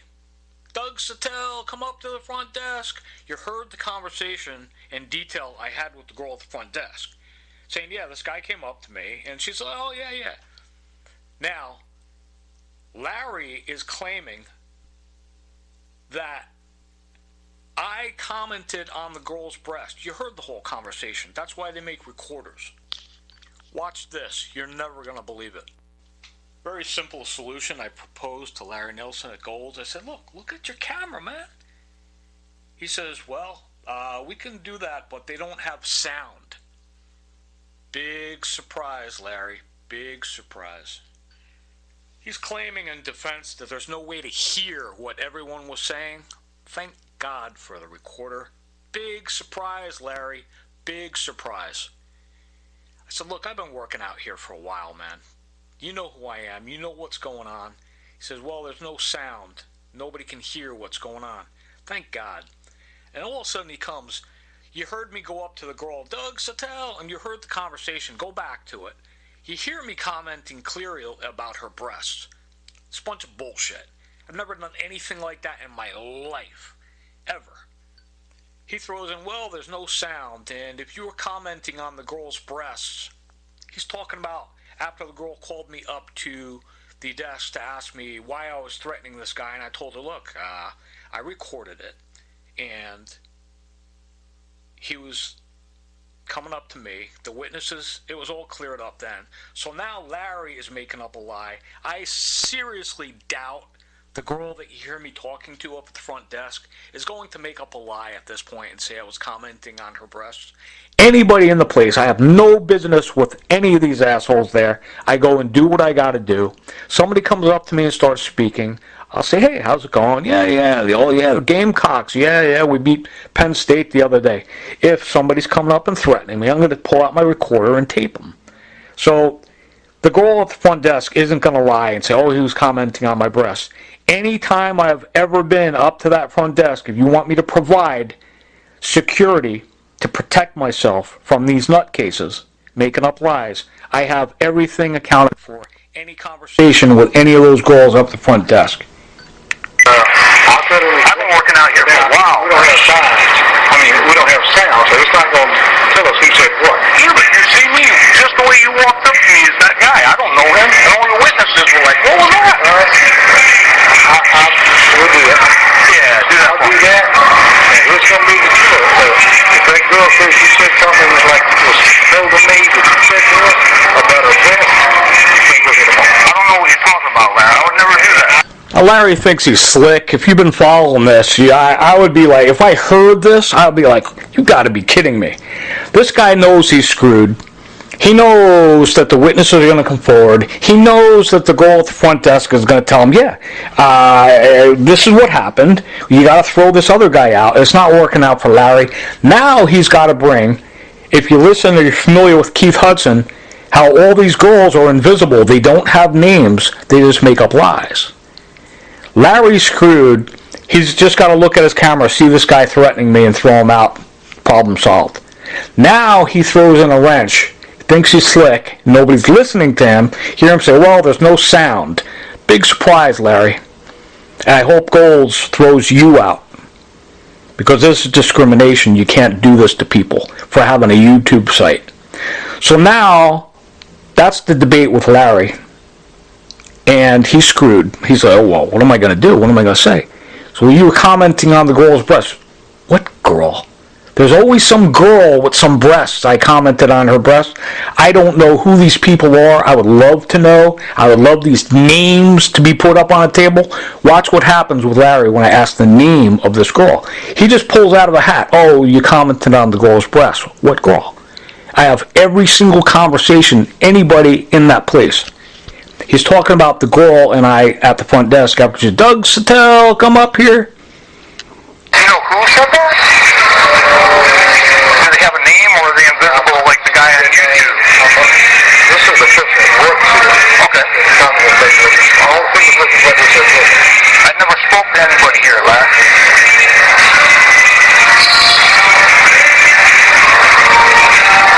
Think, Larry, think.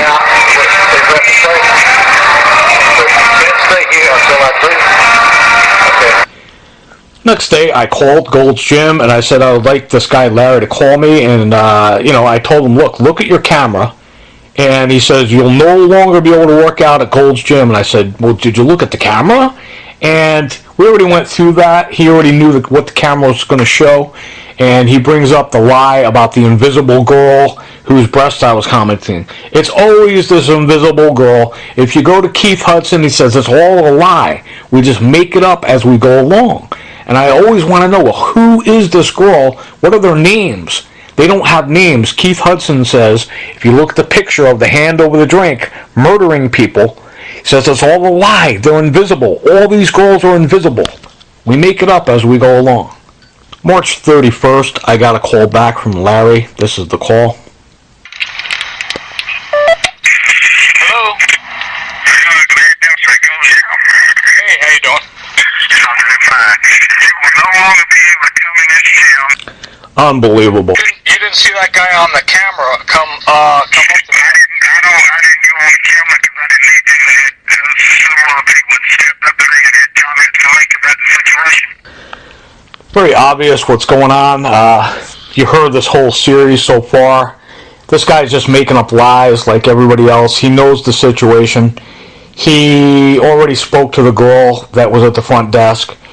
And I'm sure she didn't make up lies, said I was commenting on her breast. Anybody in there I've ever spoke to, you can ask me date and time and the name of the person. You'll see they don't have names. They never have names. He's just making up as he goes along. I endorse Gold's Gym. I should be a poster boy for Gold's Gym. Nobody works harder in Gold's Gym. I hope that Golds steps in and does something and throws this guy out. I wouldn't want to be Larry getting caught doing what he's doing. I asked him, hey, tell me what happened, buddy. There's nothing he could tell me. He knows he's a lowlife. He knows he's making up lies. And you cannot go around discriminating against people because they protect themselves and have a YouTube video. This in itself is bad publicity for Gold's Gym. Golds, I love you, man. Nobody works harder at your place than me. I'd like you to throw Larry out and do something about this. Can you tell me what happened? I can't tell you anything else about it. Good debate, Larry. I'll see you in court. Larry stated earlier this is about politics, and he knows this kid coming up to threaten me, and I would tell you that Larry is sending these guys up. He's part of this guy Joseph, and in closing, he says, "Well, one thing I would advise is I don't want you putting these things on YouTube, and you can't come to Gold's Gym anymore." He says, "I keep insisting that I put all these things on YouTube, and he doesn't want on there." And you hear him earlier say, "Well, there's no sound." Thank God there is sound. There's a Constitution that has, I think the preamble is "We the people," and their inalienable rights that all men are created equal. Larry is just coming after me for putting up a YouTube thing, and Golds would never know about this unless I had this recorder. You hear him say, "Well, there's no sound." Surprise, Larry, there's sound. Confronts me at the end of this conversation. It's on the phone. I called him and, went to defend myself. "Hey, look, what's going on? You didn't look at the camera." He says, "Nah, I didn't look at the camera." And he states the original agenda, what his problem is discriminating against me about the YouTube. And that I insist on putting things on YouTube that he doesn't want on there.